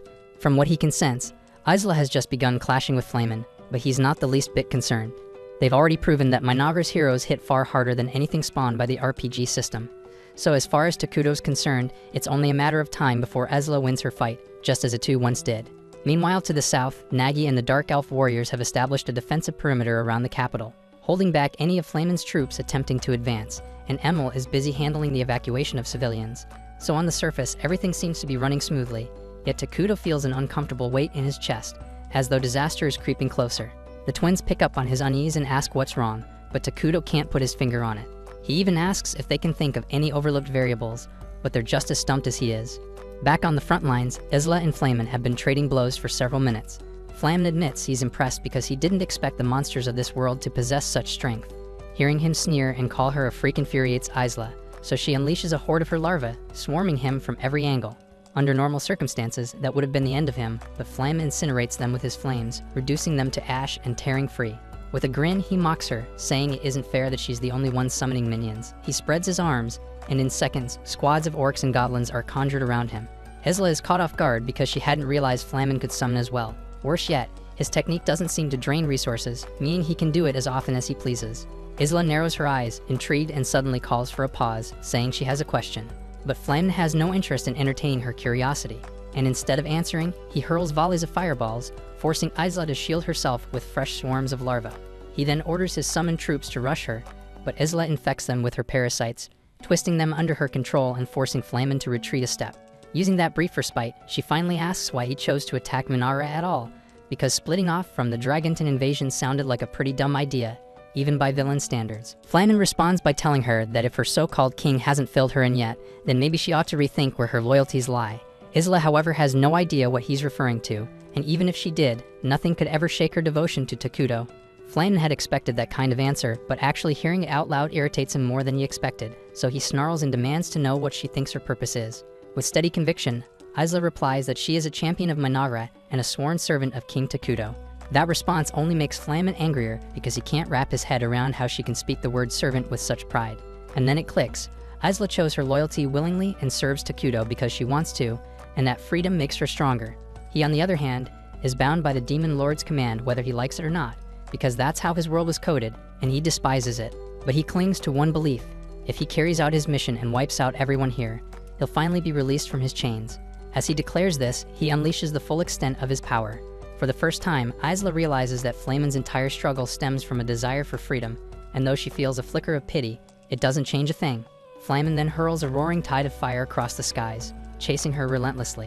One blast strikes her dead on, and he's convinced it's over. But to his frustration, Isla emerges unharmed, having shielded herself in a hardened cocoon. She calmly tells him that if he really wants to bring her down, he'll have to do far better than that. In the next instant, Flamen unleashes a rapid barrage of fire, but Isla dodges with ease until his mana burns out completely, leaving him wide open. Seizing the chance, she slashes him deep across the chest. As the wound takes its toll, Flamen realizes this is the end. His thoughts drift back to that strange being who spoke to him and the Demon Lord before they were summoned here. It had promised him freedom if he destroyed this entire world. But now, bleeding and broken, he accepts that a puppet like him was never capable of fulfilling such an impossible task. Still, surrender isn't in his nature. Moments later, Isla's blade cleaves him in two, and Flamen is finally defeated. She immediately tries to contact Takuto to report her victory, but the link suddenly cuts off. Maria and Carria then appear before her out of nowhere, leaving Isla completely confused. She orders her larva to form a defensive line around the twins, but at that very moment, the dead Flamen begins to smile. Takuto watches the situation spiral from his end, and immediately attempts to ping the rest of the team, but a system error flashes across his screen, notifying him that the chat function is currently unavailable. That had never happened before, so anxiety hits him instantly like a wave. Isla isn't faring much better because she had already tried reaching out to every contact she could think of, but the silence was absolute, and no one was replying, making her panic grow by the second. Not wanting to leave anything to chance, she grabbed Maria and Carria and took off, flying hard to get them somewhere safe. But after several minutes of flying, something felt wrong, and sure enough, they ended up back in the exact same location they started from. Suddenly, Flamen broke into hysterical laughter, clearly enjoying the absurdity of the moment. He casually said there's no skipping this scene, and everyone has to play their part. Isla freezes in disbelief because he's speaking, and she was certain he had already died. She then didn't waste time and tried to finish him off again with a clean strike, but he didn't even blink at the damage. He just smirked and told her nothing she did now could stop what's coming. He was already dead anyway, so there was no point trying to kill him again. Isla swung again, faster and harder. But this time, her attack froze midair, stuck in place like something had overridden her command. At that same moment, Takuto's display lit up with a notification. Important characters are protected during story events. And just like that, it clicked. He remembered the storyline from Brave Quests, that after Flamen's first death, he briefly resurrects just long enough to hit the entire squad with an unblockable move. Meanwhile, Isla and the girls had no clue what was about to drop on them. Still, Isla kept her voice calm and told the twins everything would be alright. Flamen chuckled darkly and said it was sweet how much she cared about them, but sadly she wouldn't be able to back up that promise. Furious, Isla lashed out, slamming attack after attack into him in a desperate effort to stop whatever was coming, but none of it worked. Flamen calmly reminded her that he was already dead by the system's rules, so she wouldn't be able to kill him now, even if he weren't being guarded by the story. Then out of nowhere, Isla's whole body locked up, frozen stiff like her limbs had been hijacked. She knew something external was stopping her from continuing the assault, and her face twisted in frustration. Flamen notices her fury and sighs, saying there's no point being mad at him because he wasn't the one pulling the strings. And just like them, he was stuck in this goddamn scripted event, and he's been through it countless times before, and he despises it even more than they do. Suddenly, both Maria and Carria start strolling straight toward Flamen without understanding why. Their faces are full of panic, but their bodies aren't responding, and they're being moved like puppets. Isla sees what's happening and rushes to stop them, but the scenario clamps down hard, freezing her in place the second she tries to interfere. Flamen just laughs as she struggles, clearly enjoying every second. He tells her she finally gets it, that unbearable, sick feeling of watching something unfold while being completely powerless to stop it. And that's what he's been stuck in for decades. No matter how much she screams or resists, none of it matters. The script won't bend, and she's about to watch two people she cares about die right in front of her. Maria and Carria are trembling as they get closer to him, crying out to Isla in sheer terror, begging her to help. Isla fights with everything she has to move, pushing her body past its limits, and the strain is so brutal that her skin splits open and her arms start bleeding. But it's useless, and she's locked in place. Flamen watches her desperation with cold eyes and tells her to stop wasting her breath because he knows exactly what it's like. And once an event starts, there's no escaping it because it's all already written. He calls her a fool for thinking she had any kind of freedom, but none of them do, not her, not him, not even the damn Demon Lord. They're all just trapped, taking pieces in someone else's game. He says he once believed he could break free, that someone had offered him control over his own fate. But now he knows it was all a lie, and there's no such thing as freedom for characters like them because they were born to serve a script and nothing more. He curses the one who made him believe otherwise, and then he spits out Takuto's name like venom. In Flamen's eyes, Takuto is no different, just another player pushing pieces across a board, using people like tools until they break. So if he's going down anyway, he'll make sure to drag one of Takuto's precious favorites with him. Isla begs him not to go through with it, her voice cracking with everything she has left, but Flamen only says that there's no stopping a cutscene once it starts. And then, with no warning, his body erupts in a violent blast with Maria and Carria right next to him when it hits. When the smoke clears, the girls open their eyes inside a massive crater, and Isla is standing above them, barely holding herself up. 50% of her body is wrecked, burned, and broken, but she's alive. And we learned that at the last second, she threw herself between the explosion and the twins, taking the hit meant for them. She smiles faintly, relieved they're okay, even if she's barely breathing. Maria and Carria can't hold back their tears. They rush to Isla's side, begging her to let them carry her back to town for treatment. But when they try to contact Takuto for help, there's no answer. The girls start to spiral, unsure what to do or how to even react. Panic sets in, but Isla tells them not to waste their breath trying to call anyone. It's pointless because no medic out there could fix injuries this bad. She knows she doesn't have much time left, so she tells Maria and Carria to listen closely. She's not going to make it out of this, but before she goes, there's one final thing she needs them to do. The twins break down, blaming themselves for getting caught in Flame's blast. They cry that this must be karma for thinking they could finally have a happy life, but Isla shuts that down fast. She tells them none of this is their fault. If anything, it's hers for being too weak to survive the hit. But Maria and Carria can't accept that. This is the second time someone who felt like a mother to them has died trying to protect them. They're done pretending they're strong enough to keep going, so they beg Isla to let them die with her because there's no point in living if everyone they love ends up dead anyway. Isla tells them to stop and listen closely because there's something she needs to pass on. She knows this is going to sound twisted, especially after what the girls went through, being forced to survive by eating their mother's remains, but this has to be done. She pushes her hand into her own chest without hesitation, rips out her heart and holds it out to them. She tells them to eat it and live on for her. The twins collapse into tears, horrified, shaking their heads that they can't do it, not again.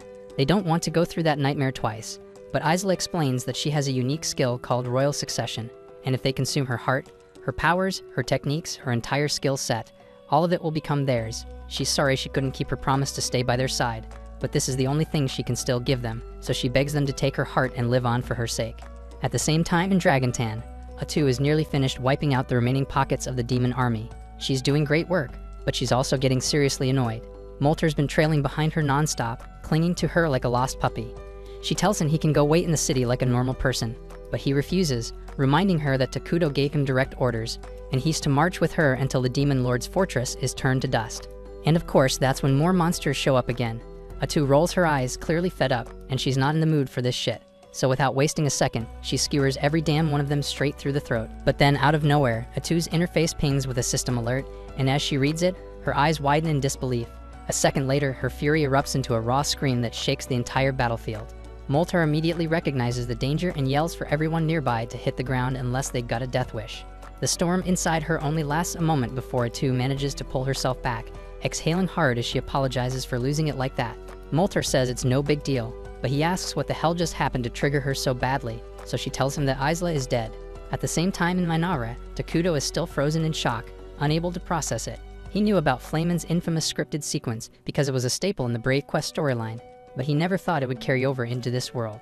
He then tries to connect with Isla one more time, but this time he gets a message that confirms her existence has been erased from the system. The words drop like a hammer, and he collapses to his knees, crushed by the realization that he's just lost one of his most trusted heroes for real. In the original quest, one version of the event always ended with a single character sacrificing themselves and transferring your power to two others, and that's exactly what happened here. Cutting back to the twins, Maria and Carria have just finished consuming Isla's heart as she had asked them to. The power of royal succession activates, and with it, they inherit Isla's title and power as Mynoghra's next generation of heroes. But this moment doesn't bring them pride or happiness, only a heavy silence as they quietly join hands and begin walking toward the Demon Lord's fortress. Now that the scripted event has ended, communication channels are back online. Takuto immediately contacts Atu and brings her up to speed. He tells her Isla was taken out by a cutscene event, one that couldn't be interrupted. Atu doesn't fully understand what that means, but she figures it's similar to Ice Rock's unavoidable finishing move. Isla's death hits like a strategic disaster, so Atu says she wants to drop everything and return to Mynoghra immediately. But Takuto stops her. He explains that while Isla's gone, the twins made it through, and because of Isla's royal succession ability, they've inherited her legacy. The problem is they're already marching toward the stronghold, fueled by rage, grief, and a thirst for vengeance. And they're so locked in that even Takuto's commands aren't reaching them. He makes it clear that Mynoghra can't risk losing more heroes, so he needs Atu to chase after them and bring them back before they get themselves killed. Atu understands the logic, but she doesn't agree. She argues that leaving Takuto behind without a hero to guard him is dangerous, especially now when there are still unknown mechanics and potential exploits in play that could be used against him. So the last thing they need is a surprise event while he's unprotected. Takuto appreciates Atu's caution and the fact that she's thinking of his safety first, but right now, she's the only one he trusts to deal with the twins. Getting Maria and Carria back in one piece is the top priority, and there's no time to argue. He tells her flat out that this is a direct order, and it's not up for debate. Atu clenches her jaw, nods once, and takes off at full speed to intercept them. She still hates the idea of leaving Takuto exposed, but she reminds herself that he's not some clueless player. He's a master tactician, and if he made this call, then he must be confident he knows what he's doing. Elsewhere, near the front lines of the demon army's defense zone, Karia is calmly walking up to the Wind Demon General alone. The general narrows her eyes, both confused and amused by the sight of a lone child strolling into enemy territory without a care in the world. She's just about to give the command to vaporize the girl when Karia lifts her gaze and unlocks her new power. And as for Maria, she's always been a little off, but losing Isla shattered something inside her. Now she's practically dancing in front of the Earth's general forces, laughing about how the world despises her. Her expression is twisted with misery, and the general can't decide whether she's freaking mad or terrifying. Back on Karia's side, every demon in the area suddenly starts screeching in agony, their bodies writhing like they're being torn apart from the inside.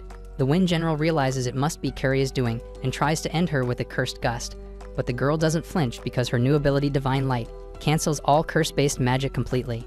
Then she locks eyes with the general, and in seconds the skin on the demon's body begins to rot and slow off her bones. It's another of Karia's new powers that infects her targets with a flesh-consuming disease, and within seconds, the Wind Demon's face liquefies and she collapses, dead before she even has time to scream. Back over at Maria's side of the battlefield, her power shaped by her constant dissociation manifests as a curse that erases knowledge. Specifically, she makes the Earth General's massive mech forget how to function. Its limbs seize up, and the whole machine collapses into a heap. And no matter what the general does, he can't override the effect. That's when Maria activates her second power, one born from the trauma of having to consume the remains of two mother figures. It gives her a psychic bite that is capable of tearing through multiple targets at once. And when she snaps her jaws shut, chunks of the mech and its golems are ripped clean off and vanish into nothingness. That just leaves the Earthquake General, who's visibly trembling. Maria notices his fear and calmly erases it from his memory, putting him into a passive trance. Then, just like the others, she takes a bite out of him, and it's over. Once the carnage settles, the twins turn their backs to the battlefield and walk away without a word. Their footsteps echo sharply in the silence that follows, leaving nothing but destruction behind them. Then a system alert pops up, saying that Maria and Karia are now officially registered as a new world threat, and they're given a new title called the Witches of Regret, one that will spread far and wide. But this is where the Season 1 has ended. Thanks for watching, and I'll see you soon in the next anime. And remember to like and subscribe to the channel to make me continue.